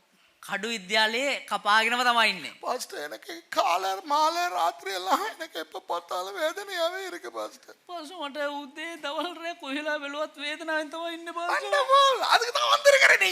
නියමයි ඒකට තමයි ඇවිල්ලා ඉන්නේ ඔබ. 4 வருஷம் வேதனை பட தான் வந்திருக்கிற நீ. අවුරුදු 4ක් තිස්සේ වේදනාව ලබන්න තමයි ඔබ ඇවිල්ලා ඉන්නේ. எனக்கு வேதனை வேண்டாம். අයියෝ මට වේදනාවක් එපා. அப்ப போயிட்டு மெடிக்கல் ஸ்கூல்ல உட்கார்ந்துக்கற. එහෙමනම් ගිහලා වෛද්‍ය විද්‍යාලයක ඉගෙන ගන්න. மெடிக்கல் ஸ்கூல்ல தான் என்ன செய்வான்? බයිබල් විද්‍යාලේ මොනවද කරන්නේ? නෑ. මේ වෛද්‍ය විද්‍යාලේ මොනවද කරන්නේ? தடவுவான், ස්පර්ශ කරනවා. மருந்து போடும். நர்ஸ் வந்து மருந்து போடும். නර්ස්ලා ඉල්ල බෙහෙත් දානවා. விளங்குதா? அதுபோல சபை என்பது என்ன? ඒ වගේම සභාව කියන්නේ මොකද්ද? இயேசுவை தலையாய் வைத்து நடக்கிற ஒரு இடம். යේසුස් වහන්සේව හිසව තබාගෙන පවත්වන්නව තැනක්. வார்த்தை என்ன செய்ய வேண்டும்? වචනේ මොනවද කරන්න අවශ්‍ය? பட்டயம் போல வர வேண்டும். කඩුවක් වගේ පැමිණිය යුතුයි. தடவ கூடாது. ස්පර්ශ කරන්න හොඳ නැහැ. You know, a Bible college is a place where people come to study the word which is a sword. Okay, now that's why Daniel and Christian, you know, when you came here, you did not come to a medical school, a law school, an engineering school. This is a Bible school, which is a sword school. Okay, so it has to cut you. When you sleep, it has to cut and wake you up. When you relax, it has to cut and make you work. Do you understand? And that's the life of pain. So only now you realize that. Huh? Okay, and a church is a place where the word needs to be preached as the sword, not cuddling. கர்த்தருடைய வார்த்தை ஞாயிற்றுக்கிழமை நம்மள தடவாது. දෙවියන් වහන්සේ වචනේ ඉරිදට ඇවිල්ලා අපිව අත ගන්න. எங்களை கொஞ்சாது. අපිව හුරතල් කරන්නේ. எங்களை தாளாட்டாது. குக்கு பபா. අපිව කුක්කු බබා කියලා නලවන්නේ. வசனம் என்ன செய்ய வேண்டும்? වචනේ මොනවද කරන්න ඕනේ? இரு புறமும் கருக்குள்ள பட்டயமாய் வேலை செய்ய வேண்டும். දෙමුහත් කඩුවක් ලෙස දෙපැත්තේ කපමින් වැඩ කරන්න ඕනේ. When the word of God is preached, it has to cut, it has to penetrate, it has to operate as the sword. அப்போ ஆண்டவராகிய இயேசுவை நாம் அறிந்து கொள்வதென்றால், එමනම් දෙවියන් වහන්සේ වන්නා යේසුස් ක්‍රිස්තුස් වහන්සේ අපි අඳුනා ගන්න ඕනේ නම් அவருடைய கற்பனைகளை கைக்கொள்ள வேண்டும். උන්වහන්සේගේ ආඥාවන් පවත්වන්න ඕනේ. சரி, ஒரு விஷயத்தை சொல்றேன் கேட்டுக்கிறங்க. එක කාරණාවක් කියන්නම්. 5வது வசனத்திலே சூப்பர் ரகசியத்தை வெளியிடுகிறார். පස්වෙනි පදේ නියම රහසක් එළියට ගන්නවා. Verse 5 talks about a brilliant secret. Okay, அவருடைய வசனத்தை கைக்கொள்ளுகிறவனிடத்தில் தேவ அன்பு மெய்யாய் பூரணப்பட்டிருக்கும். නමුත් යමෙක් උන්වහන්සේගේ වචනේ පවත්වන්නේද ඔහු තුල සැබෑවද දෙවියන් වහන්සේගේ ප්‍රේමයද සම්පූර්ණ වී තිබේ. But whoso keepeth his word, in him verily is the love of God perfected. யோ இது ஆச்சரியமான ஒரு உண்மை. මේක ඉතා ආශ්චර්යමත් වූ සැබෑවක්. அவருடைய வசனத்தை கைக்கொள்ளுகிறவனிடத்தில் மாத்திரம் தானாம் தேவ அன்பு பூரணப்பட்டிருக்கும். උන්වහන්සේගේ ආඥාවන් පවත්වන කෙනා තමාලු දේව ප්‍රේමය සම්පූර්ණ වූ කෙනා. It's only the one who keeps the word of God is the one in whom the completeness of God's love is. ஆனால் இன்றைக்கு தேவ அன்பு எப்படி தெரியுமா? ඒ වුණාට අද දවසේ වෙද්දී දෙවියන් වහන්සේ ප්‍රේමය කොහොමද ஹலோ දන්නවද? நல்லா கேட்டுக்கங்க. தேவ அன்பு உதாரணம் சொல்லவா? හොඳට අවධානය දෙන්න උදාහරණයක් කියන්න. இப்ப நான் பாஸ்டர் ஆபீஸ்ல உட்கார்ந்து இருக்கிறேன். දැන් පාස්ටර් ගිහිල්ලා මේ කාර්යාලයේ ඉඳගෙන ඉන්නවා. அப்போ ஒரு விசுவாசி வருது என்கிட்ட. ඒතර ඒක ඇදිලිවන්තෙක් කෙනා හම්බ වෙන්න. பாஸ்டர் எனக்கு ஒரு பெரிய பிரச்சனை பாஸ்டர். පාස්ටර් මට ලොකු ප්‍රශ්නයක් පාස්ටර්. என்ன பிரச்சனை பிரதர்? මොකද්ද ප්‍රශ්නේ බ්‍රදර්? நான் ஒரு பிள்ளைய காதலிக்கிறேன் பாஸ்டர். පාස්ටර් මම වැරදි එක්කෙනෙක් වැරදි සම්බන්ධයක් නෙවෙයි එක්කෙනෙක්ව. වැරදි එක්කෙනෙක් එක්කෙනෙක්ව. එක්කෙනෙක් ආදරය කරනවා. ஹரி වැරදි කියන්න එපா. சரி இப்ப அது என்ன பிரச்சனை உங்களுக்கு? හරි මොකක්ද ඒකේ වාට ප්‍රශ්නේ? அந்த பிள்ளை ரட்சிக்கப்பட்டில்ல பாஸ்டர். යා කැලියුම ලැබලා නැහැ pastor. Somebody comes and tells me, I'm the pastor, I'm seated in the office with full of the love of God, okay? And this person comes to me and says, Pastor, I'm in love with somebody. And that somebody is not a Christian. இப்போ நான் என்ன சொல்றேன் தெரியுமா? දැන් ඒතකොට நல்லா දේවදාස கேளுங்க, நல்லா கேளுங்க. කියන්නේ 3 பதில் சொல்ல போறேன். උත්තර තුනක් දෙන්න යනවා.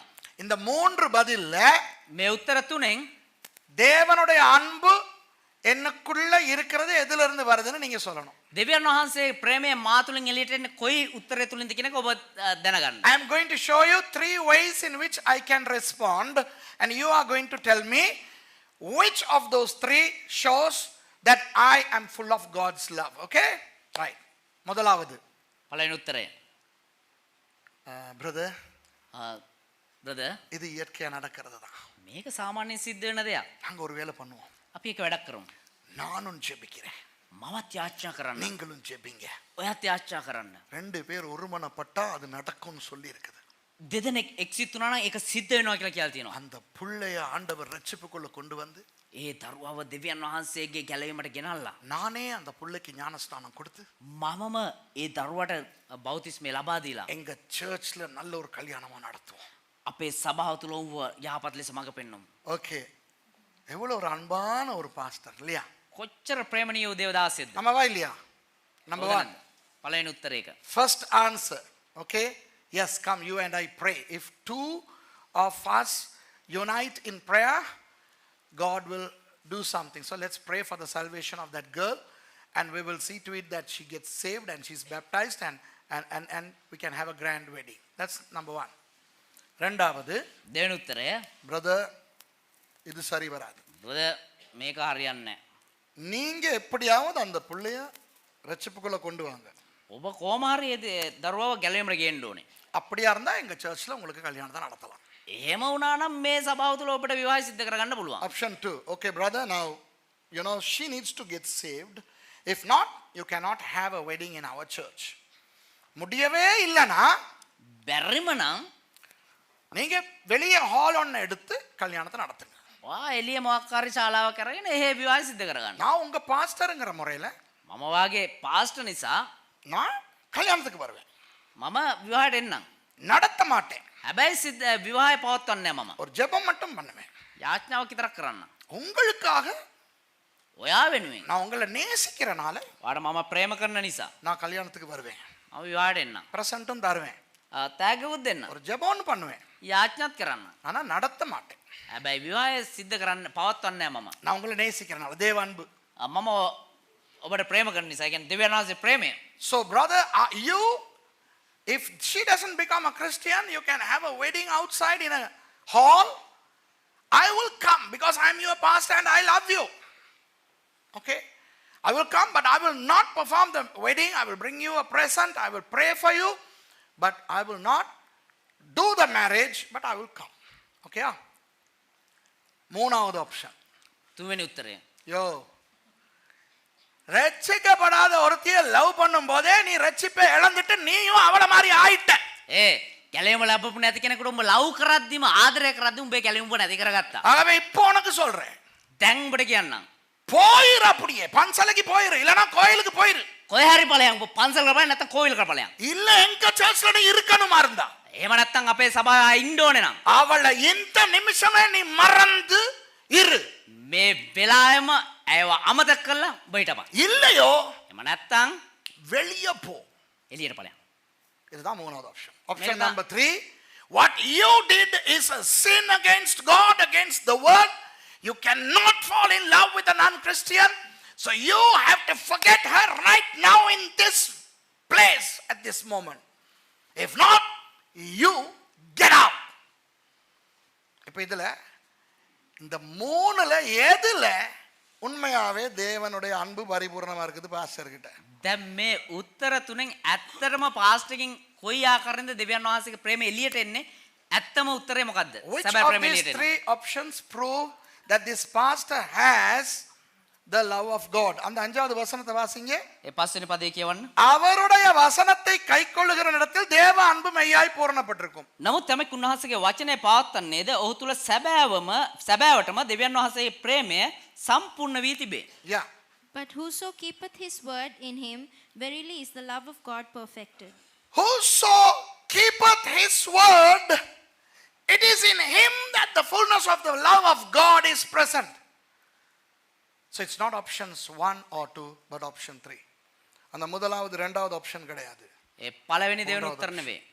තුන්වෙනි උත්තරය. ஆனால் உலகம் எப்படி பார்க்கும் தெரியுமா? හැබැයි ලෝකේ කොහමද බලන්නේ දන්නවද? இவெல்லாம் ஒரு பாஸ்டரா?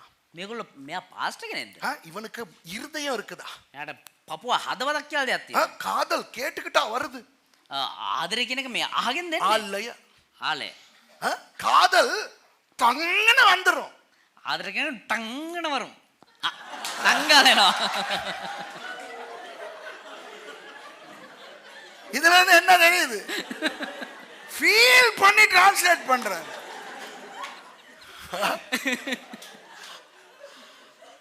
காதல் சொய்யன வரும். ආදරය කියන ටංගාලා එනවා. ஆலையா? ආලේ කියන එක. அது வந்த பிறகுதான் தெரியும். ඒක ආවට පස්සේ තමයි තේරෙන්නේ. ஐயோ இந்த ஆள் கல்யாணம் கட்டிருச்சு. අයියෝ මෙයා විවාහ වෙච්ච කෙනෙක්. இந்த ஆளுக்கு புள்ளையும் இருக்குது. මෙයාට මේ දරුවොත් ඉන්නවා. விளங்குதா? இதெல்லாம் லவ்ல தெரியாது. விளங்குதா? அது பிறகுதான் இதெல்லாம் தெரிய வரும். මේක ආලේ පටන් ගනිද්දි තේරෙන්නේ ඊට පස්සේ තමයි දැනගන්නේ. அது மாதிரி ரட்சிக்கப்படாத ஆள் மேலேயும் டங்கன காதல் வரும். ඒ වගේ ගැලයම ලැබපු නැති කෙනෙක්කට ටංගාලා ආලේනවා. ஆனா நமக்கு டங்கன இது வந்து குறுக்க நிக்கணும். හැබැයි එතකොට අපිට ටංගාලා මේක ඇවිල්ලා හරහාට ඉන්න ඕනේ. So love can come. It comes unannounced. It can come anytime. But the word has to come, right? The word has to come. இப்ப எனக்கு ஒரு ஒரு ஒரு ஆளை பார்த்துக்கிட்டு காதல் வந்தா டயங்கன இது வந்து நிக்கணும். දැන් මම කවුරුහරි එක්කෙනෙක්ව දැකලා වෙලා මට ආලේ ආවනවා ටංගාලා මේක ඉස්සරහින් ඉන්න ඕනේ. எத்தனை பேர் கிராமத்துல காமன் கூத்து பார்த்திருக்கீங்க? காமக்கூத்து. කී දෙනෙක් කාමකුත්තු කියන ඒ උත්සවය දැකලා තියෙනවද ගම්වල? அதுல வந்து அந்த அவனுக்கு இப்படி பிடிச்ச ஆவேசம் வரும். ஆவேசம் வரும்போது கண்ணாடியை கொண்டாந்து வைப்பாங்க. அதை பார்த்து அப்படியே அடங்குவார். එයාට කියලා එහෙම අර මේ මොනවද මායම් වෙද්දි ආවේශ වෙද්දි එහෙම කන්නඩියක් තියෙනවා. அது மாதிரி ඒ වගේ காதல் என்கின்ற அந்த வெறி வரும்போது ඒ ආදරය කියන ඒ ආලේ එද්දි டங்கன கண் வசனத்தை கொண்டாந்துடணும். ටංගන ගාලා බයිබලෙ එන්න ඕනේ. விளங்குதா உங்களுக்கு? So when things like that happen, the word of God should come. அப்போ யார் உண்மையாவே தேவனுடைய அன்பு பூரணமா இருக்கிற ஒரு பாஸ்டர் யார் தெரியுமா? එතකොට ඇත්තටම දෙවියන් වහන්සේ ප්‍රේමයෙන් පූර්ණින්නව දේවදාසයා කවුද දන්නවද? கர்த்தருடைய வார்த்தையின் படி செய்கிறவன். දෙවියන් වහන්සේගේ වචනය ප්‍රකාරයට පවත්වන කෙනා. ஆனால் கர்த்தருடைய வார்த்தையின் படி செய்தால் හැබැයි දෙවියන් වහන්සේගේ වචන ප්‍රකාරයට සිද්ධ කරා නම් දේවල් மனுஷரை திருப்திப்படுத்த முடியாது. මනුෂ්‍යයන්ව තෘප්තිමත් කරන්න බෑ. A person who truly is faithful to the word is the one who has the love of God in him. And if the love of God is in him, then he cannot please people. But if there is a pastor who pleases people, then there is no word in him. மக்களை திருப்திப்படுத்தும் ஒரு ஊழியக்காரன் இருப்பானே ஆனால் කවුරු හරි මනුෂ්‍යයන්ව තෘප්තිමත් කරන සේවකයෙක් හිටියා නම් அவனுக்குள் தேவனுடைய வார்த்தை இல்லை. ඔහු තුල දෙවියන් වහන්සේගේ වචනය නැහැ. வேதாகம கல்லூரி மாணவர்களை திருப்திப்படுத்துகின்ற ஒரு பிரின்சிபலோ ஒரு ஆசிரியனோ இருந்தால் බයිබල් ශිෂ්‍යයන්ව තෘප්තිමත් කරන එක ගුරුවරයෙක් හරි එහෙම නැත්නම් විදුහල්පතිවරයෙක් හරි හිටියනම් அந்த பிரின்சிபலுக்குள்ளே அந்த ஆசிரியனுக்குள்ளே கர்த்தருடைய வார்த்தை இல்லை. ඒ ගුරුවරයා එහෙම නැත්නම් ඒ විදුහල්පතිවරයා තුල දෙවියන් වහන්සේගේ වචනය නැහැ. உண்மையாய் அன்புள்ளவன் සැබෑවටම ප්‍රේම කරන කෙනා வார்த்தையின்படி செய்வான். වචනය ප්‍රකාරට ක්‍රියා කරයි. Somebody who has the true love will act on the true word of God. இப்ப விளங்குதா உங்களுக்கு? ඔබට තේරෙනවද? ஆகவே இந்த செய்தியை கேட்கும் உங்களுக்கு ஒரு அறிவுரையை சொல்ல விரும்புகிறேன். ඒ නිසා මේ වචන ඇසුවා ඔබට එක හැඳින් එක මොකද්ද අනුශාසනාව. අනුශාසනාවක් ලබා දෙන්න.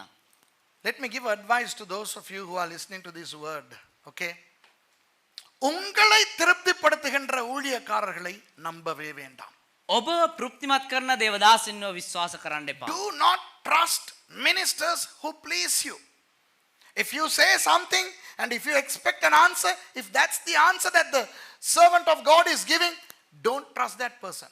உங்களுக்கு ஒரு கேள்வி வந்து ඔබට එක ප්‍රශ්නයක් ඇවිල්ලා உங்களுக்கு விருப்பமான பதில் அந்த ஊழியனிடத்திலிருந்து வர வேண்டும் என்றால் ඒ සේවකයා තුලින් ඔබ කැමති වෙන්න ඔබ ප්‍රිය වන්න උත්තරයක් ආවනම් அப்படி ஒரு பதில் உங்களுக்கு கொடுக்கப்பட்டால் ඒ ඔබ බලාපොරොත්තු වුණා වගේ උත්තරයක් ඔබට ලබා දුන්නා නම් அந்த ஊழியக்காரனை நம்ப வேண்டாம். ඒ සේවකයාව විශ්වාස කරන්න அவன் එපා. உங்களை வஞ்சிக்கிறான்.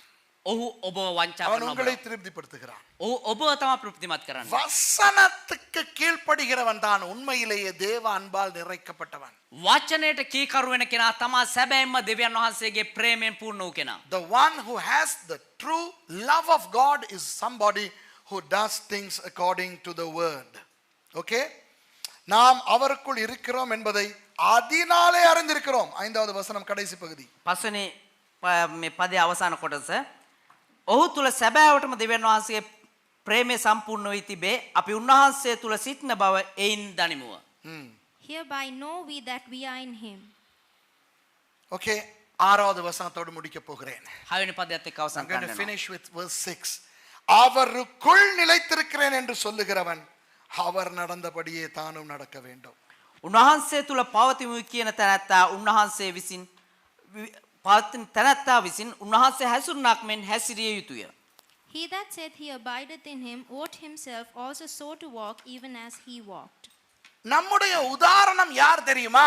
අපේ උදාහරණ එහෙම නැත්නම් අපි ආදර්ශය. ආදර්ශය කවුද දන්නවද? இயேசு. යේසුස් වහන්සේ. Our example should be Jesus, not another pastor, not another leader. இன்னொரு பாஸ்டர் கிடையாது, இன்னொரு தலைவன் கிடையாது. තව දේවදාසයෙක් හෝ නායකයෙක් නෙවෙයි. என்ன பார்த்து நீங்க காப்பி அடிக்க கூடாது. දේවදාසයව බලලා ඒ ආකාර වෙන්න හිතන්න හොඳ නැහැ. இயேசுவை பார்க்க வேண்டும். යේසුස් වහන්සේව බලන්න ඕනේ. இயேசுவை போல நடக்க வேண்டும். යේසුස් වහන්සේ වගේ හැසිරෙන්න ඕනේ. இயேசுவை போல பேச வேண்டும். යේසුස් වහන්සේ වගේ කතා කරන්න ඕනේ. இயேசுவை போல சிந்திக்க வேண்டும். යේසුස් වහන්සේ වගේ සිතන්න ඕනේ. அப்படி செய்வதற்கு එහෙම කරන්න නම් இயேசுவை பற்றி இன்னும் படிக்க வேண்டும். යේසුස් වහන්සේ ගැන තව ඉගෙන ගන්න ඕනේ. We need to conform to Jesus, not another pastor, not another person. We need to conform to the way Jesus spoke, the way Jesus behaved, the way Jesus thought. For that we need to learn about Jesus. இயேசுவை பற்றி நாம் அறிந்து கொள்வதற்கு ஒரே வழி என்ன தெரியுமா? යේසුස් වහන්සේ ගැන දැනගන්න අපිට තිබෙන එකම මාර්ගය මොකක්ද දන්නවද? அவருடைய வசனத்தை படிக்க வேண்டும். උන්වහන්සේගේ වචනය ඉගෙන ගත යුතුයි. வார்த்தையானவர் தான் இயேசு. වාක්‍යයන් තමයි යේසුස් වහන්සේ. Since Jesus himself is the word of God, we need to learn the word more. உங்களுக்கு தெரியுமா எத்தனை கிறிஸ்தவர்கள் இருக்கிறார்கள்? ඔබ දන්නවද කීයක්ද කිතුනෝ ඉන්නවා? ரட்சிக்கப்பட்டு பல வருஷங்கள். කොච්චරද කිතුනෝ ගැලවීම ලැබලා අවුරුදු ගාණක් වෙනවා. ஆனால் பைபிள்ல இருக்கிற 66 புத்தகங்களையும் ஆர்டரா சொல்ல தெரியாது. හැබැයි බයිබලයේ තිබෙනා ඔය පොත් 66 පිළිවෙලට කියන්න දන්නේ නැහැ. Some Christians are being Christians for decades, but they still don't know the order in which the 66 books are written. Let's turn to the book of Zedekiah. செதேக்கியா புத்தகத்துக்கு திருப்பி கொள்வோம்னா பைபிளை புரட்டவே இருக்கிறான். செதேக்கியா පොත පෙරලමු කියවනේ බයිබලේ හොයාගෙන ඉන්නවා. ஒபதியா புத்தகத்தை திருப்புனா அப்படி ஒரு புத்தகம் பைபிள்ல இருக்கிறதே தெரியாது சில பேர். ඔබදියා පොතට පෙරලමු කියවනේ එහෙම පොත බයිබලේ තියෙනවද කියලා මම දන්නේ නැහැ. Let's turn to the book of Obadiah. Some people even don't know that there is a book called Obadiah. Okay? இப்படி கர்த்தருடைய வார்த்தையை அறியாமல் கிறிஸ்தவன் இருந்து கொண்டு මෙහෙම දෙවියන් වහන්සේගේ වචනය නොදැන ඉන්නව කිතුනෝ. ஆனால் ஆராதனையை பார்க்க வேண்டும். හැබැයි ඔවුන්ගේ නමස්කාරය බලන්න ඕනේ. அபிஷேகத்தை பார்க்க வேண்டும். ඔවුන්ගේ ආලේපය බලන්න ඕනේ. ஐயோ நான் உண்மையாய் சொல்லுகிறேன். මේ ඇත්තටම කියන්නේ நான் ஒரு நாட்டையே பற்றி சொல்கிறேன். அந்த நாடு எது என்று நான் இப்போ சொல்ல மாட்டேன். එක රටක් ගැන කියන්නේ හැබැයි රට මොකක්ද කියලා කියන්නේ I'm going to mention about a country, but I'm not going to tell you what country it is. It is not Sri Lanka. Okay? So don't guess. இலங்கை அல்ல, இன்னொரு நாடு. ලංකාව නෙමේ තවත් එක රටක්. அந்த நாட்டிலே உள்ள சபைகள் எல்லாம் பெருசு. ඒ රටේ තිබෙනවා හැම සභාවම ඉතා විශාලයි. பயங்கர ஏர் கண்டிஷன். සේරම මේ AC කරලා තින්නේ. அதுல ஒரு சபைக்கு போனால் ඒක සභාවට ගියා නම් அவர்கள் வாத்திய கருவிகளை வாசித்த விதத்தில் நானும் மர்சியும் மயங்கி போனோம். ඒගොල්ලෝ මේ සංගීතය වාදනය කරපු විදිය දැක්කම සහෝදරි මර්සි දේවදාසය වශී වුණාලු. We went to a particular church in that country, full of unplugged instruments. Okay, no electronic instruments. Boy, Mercy and I were flabbergasted. That was so heavenly. So பரலோகம் மாதிரி இருந்தது. නිකන් ස්වර්ගය වගේ තිබුණා. இந்த நாட்டிலே अनेक சபைகளுக்கு நான் போனேன். මේ ඒ රටේ බොහෝ සභාවට දේවදාසයා ගියාලු.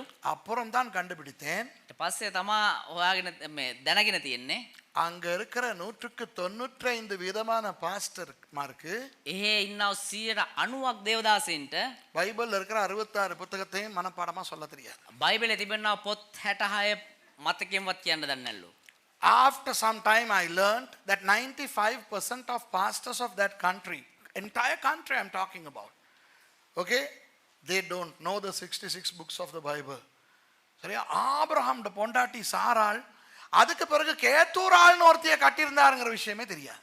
ආබ්‍රහම්ගේ බිරිඳ සාරා ඊට පස්සේ කේතුරා කියන කෙනෙක්ව බැඳ කෙනෙක්වත් දන්නේ නැහැ. பெரிய பெரிய பாஸ்டர்மார். ලොකු දේවදාසයෝ. கேத்தூராள் தெரியுமா? அந்த எலியாவுக்கு சாப்பாடு கொடுத்தாங்களே அவங்களா? කේතුරා දන්නවද කියලා? අර එළියට කැම දුන්න කෙනා නේද? அவ யாரு? சாரிபாத் விதவை. එතකොට සාරිපාත් වැඳපුව කියන්නේ ஓ, කවුද? அப்படி ஒன்று இருந்துச்சோ? එහෙම කෙනෙකුත් ඉන්නවද? உண்மையை சொல்றேன், நம்ப மாட்டீங்க நீங்க. ඇත්තටම මේ කියන ඔබට විශ්වාස කරන්න බැරි වෙයි මේක. நான் பொறுப்போடு சொல்றேன். ஐயோ, அந்த நாட்டுல இருந்து பாக்குறவங்க உங்களுக்கு தெரிஞ்சிருச்சுன்னா நான் உங்களை பத்தி தான் சொல்றேன்னு கோச்சுக்கிறாதீங்க. இதுதான் உண்மை. ஓகே, ඒ රටේ ඉඳන් ඒ රටේ කට්ටිය බලනවා නම් තරහ වෙන්න එපා. කරන්න දෙයක් නැහැ.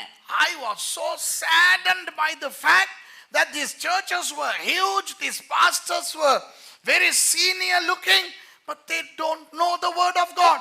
அந்த சபைகள் எல்லாம் பெரிய சபைகள். ඒ සභාවෙල්ල ඉතා විශාල සභා. அந்த பாஸ்டர் மாற பார்த்தா சும்மா அப்படி இருக்கும். ஆனால் வார்த்தையே தெரியாது. ඒ පාස්ටර්ලා බැලුවා නම් ලස්සනට ඉන්න හැබැයි වචනය දන්නේ නැහැ. அது மாதிரி அமெரிக்காவிலையும் ඒ වගේම ඇමරිකාවෙත් சில பெரிய சபைகள் இருக்கின்றன. සමහර විශාල ලොකු සභා තියෙනවා. 20,000 30,000 பேர். 20,000 30,000ක් ඉන්නවා. அந்த பாஸ்டர் வந்து பெரிய பெரிய சேனல்கள் எல்லாம் பேசுற பாஸ்டர் மாதிரி ඒ இருக்காங்க. දේවදාසය ඇවිල්ලා ලොකු මේ රූපවාහිනී නාලිකාවලට කතා කරන දේවදාසයෝ. சொந்தமாய் விமானம் வைத்திருக்கிற பாஸ்டர் மாதிரி இருக்கிறார்கள். குவான்யானா අයිතියටම ගුවන් යානා තියාගෙන ඉන්න කට්ටිය. அவர்களுடைய பிரசங்கங்களை சில நேரம் பார்ப்பேன். ඒගොල්ලොන්ගේ සමහර දේශනා බලනවා. சும்மா அப்படியே சொதப்பலா தான் இருக்கும். නිකන් නිකන් අර මිනිස්සුන්ව පිනවන්න විතරයි කතා කරන්නේ. අර මනුස්සන திருப்திப்படுத்துறதுக்கு மாத்திரம் தான். பயப்படாதே, கர்த்தர் உன்னோடு இருக்கிறார். දෙවියන් වහන්සේ ඔබ සමග සිටිනවා. நீ கர்த்தருக்குள் பெரியவன். ඔබ දෙවියන් වහන්සේ තුල විශාල கர்த்தர் කෙනෙක්. உன்னை தொடுகிறார். දෙවියන් වහන්සේ ඔබ ස්පර්ශ கர்த்தர் உன் කරනවා. கண்ணீரை ஆற்றுகிறார். දෙවියන් වහන්සේ ඔබේ කඳුළු විසිනවා. இதே சொல்லி சொல்லி சொல்லி 20,000 30,000 ஆக்குறான்.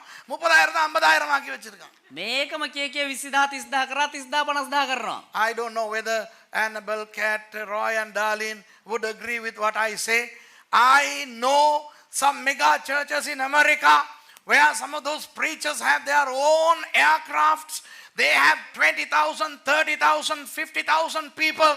Their books are bestsellers.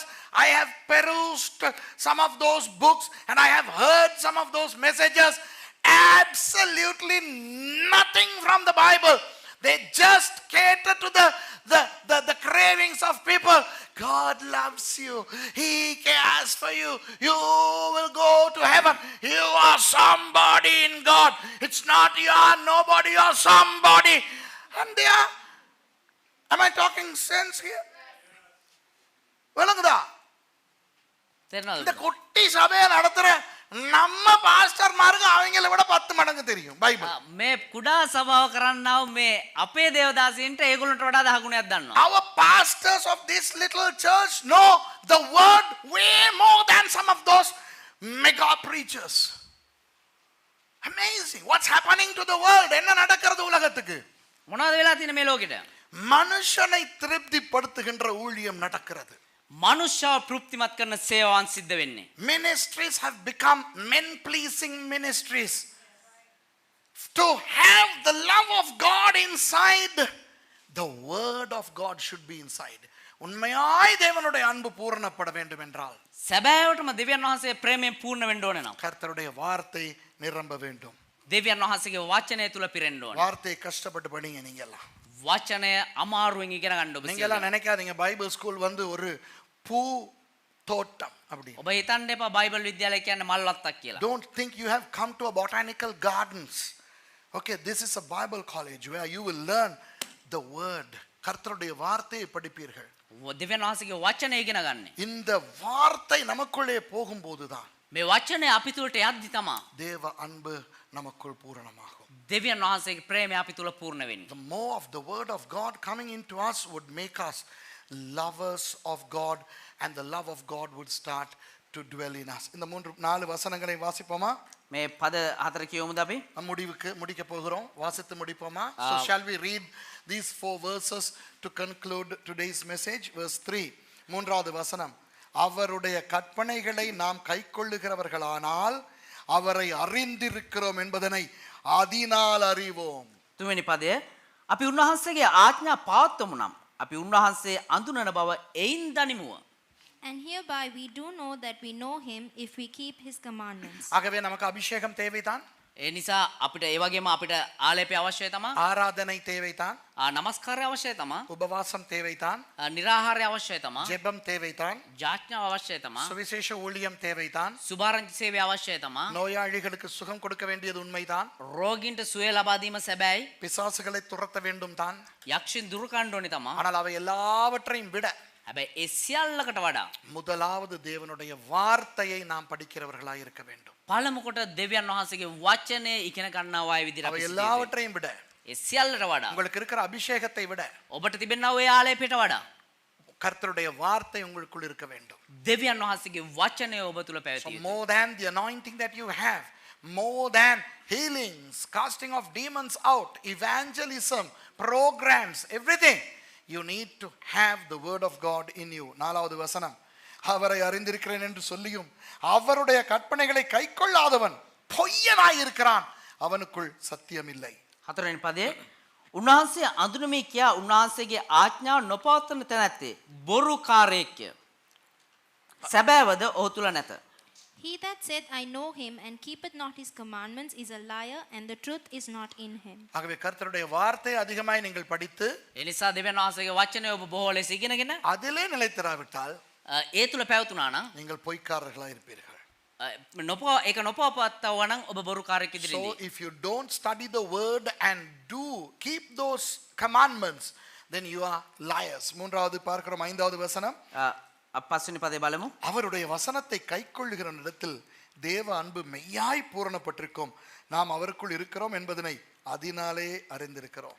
නමුත් යමෙක් උන්වහන්සේගේ වචනය පවත්වන්නේද ඔහු තුල සැබෑවටම දෙවියන් වහන්සේගේ ප්‍රේමය පූර්ණ වී තිබේ. අපි උන්වහන්සේ තුල සිටින බව එයින් දනිමුව.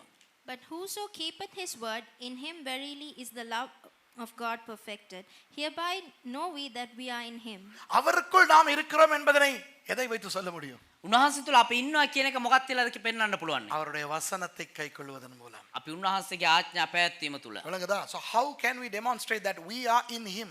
Only by keeping his word. Finally, ஆறாவது வசனம், அவருக்குள் நிலைத்திருக்கிறேன் என்று சொல்லுகிறவன் அவர் நடந்தபடியே தானும் நடக்க வேண்டும். හයවෙනි පදය, උන්වහන්සේ තුල පවතිමි කියන තැනැත්තා විසින් උන්වහන්සේ හැසිරුණාක් මෙන් හැසිරිය යුතුය. He that saith he abideth in him ought himself also so to walk, even as he walked. உண்மையாக வசனம் எவ்வளவு முக்கியம் என்று இன்று மறுபடியும் ஆண்டவர் நமக்கு சொல்லிக் கொடுத்திருக்கிறார். ඇත්තටම කොච්චර වචනය අපිට වැදගත්ද කියන එක නැවත වාරයක් දෙවියන් වහන්සේ අපිට මතක් කර දුන්නා. Again, the word of God has confirmed how important the word of God is. நான் ஒரு துக்கமான ஒரு விஷயத்தை சொல்லி அதை நான் கிறிஸ்தவர்களோடு ஒப்பிட்டு முடிக்க போகிறேன். එක දුක්බර වූ දෙයක් පෙන්නලා ඒක කිතුණුවන් එක්ක සම්බන්ධ කරලා වචනය හමාර I'm going to කරනවා. show you a very sad thing that is happening right now in the world, and compare that with the word of God, okay, with what's happening in the church. இப்போ பாருங்க, இது என்னது? මේ මොකක්ද? தேவனுடைய வார்த்தை. දෙවියන් වහන්සේගේ වචනය. This is the word of God. போன மாதம் தங்களையும் கொலை செய்து கொண்டு நூற்றுக்கணக்கான பேரையும் கொன்று ஒழித்தார்களே ஐசிஸ் பயங்கரவாதிகள். ஏன்? ISIS කියන ඒ ත්‍රස්තවාදීන් තමුන්වත් මරාගෙන දහස් ගාණක් දෙනෙකුත් මරණයට පත් කරා. Last month, some of the ISIS terrorists blew themselves up and they also blew hundreds of people up. They killed. Okay? Why? ஏன் அப்படி செய்தார்கள்? ඇයි එහෙම කරේ? அவர்களுடைய வேதத்திலே சொல்லி இருக்கிறதுக்கு அவர்கள் கீழ்ப்படுகிறார்களா? ඔවුන්ගේ වචනය තුල තිබෙනා උදේට ඔවුන් කීකරුණා. அந்த வசனங்களை எல்லாம் சொல்லி சொல்லி சொல்லி தான் அவர்கள் அதை அந்த அந்த ஒளிப்பதிவு வந்திருக்கிறது இல்லையா? ඔවුන්ගේ වචනේ ප්‍රකාශ කරන තමා ඔවුන් මේ නාලිකා තුලින් එළියට ආවේ. அவர்களுடைய வேதத்தில் இருக்கிற அந்த வசனங்களை சொல்லி சொல்லி தான் அவர்கள் அதற்கு கீழ்ப்படுகிறார்கள். ඔවුන්ගේ වචනය තුල තිබෙනා වූ දේ කියලා කියලා කියලා ඒ තුල තමා ඔවුන් කීකරුනේ. They were reciting verses from their scriptures and they were obeying. அப்ப அவர்கள் என்ன செய்கிறார்கள்? ඒතර ඒගොල්ලෝ මොනවද කරන්නේ? அவர்களுடைய வேதத்துக்கு கீழ்ப்படுகிறார்கள். ඔවුන්ගේ ඒ වචනයට ඔවුන් කීකරු වෙනවා. அதாவது அவர்கள் கீழ்ப்படிவது எப்படி கீழ்ப்படுகிறார்கள்? ඔවුන් කීකරු වෙද්දි කොහොමද කීකරු වෙන්නේ? உடம்பெல்லாம் குண்டு போட்டுக்கொண்டு මුළු ඇඟේම බෝම්බ වැඳගෙන கீழ்ப்படினதுக்கு 22 வயசு 23 வயசு உங்க மாதிரி இந்த பைபிள் ஸ்டூடண்ட்ஸ் வயசு பயலுக. මේ බයිබල් ශිෂ්‍යයන්ගේ වයස වගේ අවුරුදු 22 23 තරුණයෝ. அது போல பெண்கள் ඒ වගේම කාන්තාව. அவர்களுடைய பிள்ளைகளை மடியிலே உட்கார வச்சுக்கிட்டு இந்த மகன் மாதிரி பிள்ளைய மடியில உட்கார வச்சுக்கிட்டு මේ කුඩා දරුවා වගේ කුඩා දරුවෝම මේ இந்த වගේන குடும்பமாக தற்கொலை செய்து கொண்டு மற்றவர்களையும் கொல்லுகிறார்கள் ஒரே ஒரு காரணத்துக்காக. පවුල් පිටින් තමුව නැති කර ගන්නවා, සියදිවි හානි කර ගන්නවා එකම එක් කාරණාවක් නිසා. அவர்களுடைய வேதத்துக்கு கீழ்ப்படிய. ඔවුන්ගේ ඒ වචනයට කීකරු වෙන්න. You know, they are blowing themselves up, these 22-year-old boys, 25-year-old guys, 28-year-old guys, and their wives who are very young, and with their children, they are blowing themselves up as families. Why? In order to obey their scriptures. வழங்குதா? நம்ம பைபிள்ல அப்படி சொல்லி இருக்கா? අපේ බයිබලෙ එහෙම කියලා තියෙනවද? Does our Bible say blow yourself up with others?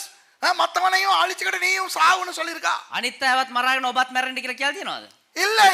එහෙම නැහැ. ஆனா நம்ம பைபிளுக்கு கீழ்ப்படிறதுக்கே நமக்கு கசப்பா இருக்கு. හැබැයි අපේ බයිබලයට කීකරු වෙන එක අපිට ඊටාම තිත්ත සහගත දෙයක් වෙලා තියෙනවා. அவ்வளவு பயங்கரமான ஒரு கீழ்ப்படிவு உலகத்துல இருக்கும் என்றால் එච්චර භයානක වූ කීකරුකමක් ලෝකයේ තිබෙද්දී கிறிஸ்தவர்கள் எவ்வளவு அதிகமாக வசனத்துக்கு கீழ்ப்படிய வேண்டும். කීතුරුවන් කොච්චර තරම් දුරට මේ වචනයට කීකරු If යුතුද? they can obey their scriptures to that extreme level, how much more could we obey the pure, nice word of God? இந்த அருமையான வார்த்தைக்கு, මේ අනර්ගු වචනයට, அழகான வார்த்தைக்கு, මේ අලංකාරු වචනයට, மென்மையான வார்த்தைக்கு මේ මිහිරි වචනයට கீழ்ப்படிவது நமக்கு கசப்பா இருக்க வேண்டுமா? කීකරු වෙනක අපිට තිත්තව තිබිය යුතුද? ஆண்டவர் மறுபடியும் நமக்கு ஞாபகப்படுத்துகிறார். දෙවියන් වහන්සේ නැවත වාරයක් අපිට මතක් කරලා දෙනවා. வசனத்தை படியுங்கள், වචනය ඉගෙන ගන්න, அந்த வசனத்துக்கு கீழ்ப்படியுங்கள், ඒ වචනයට කීකරු වෙන්න, வசனத்தின்படி வாழுங்கள்.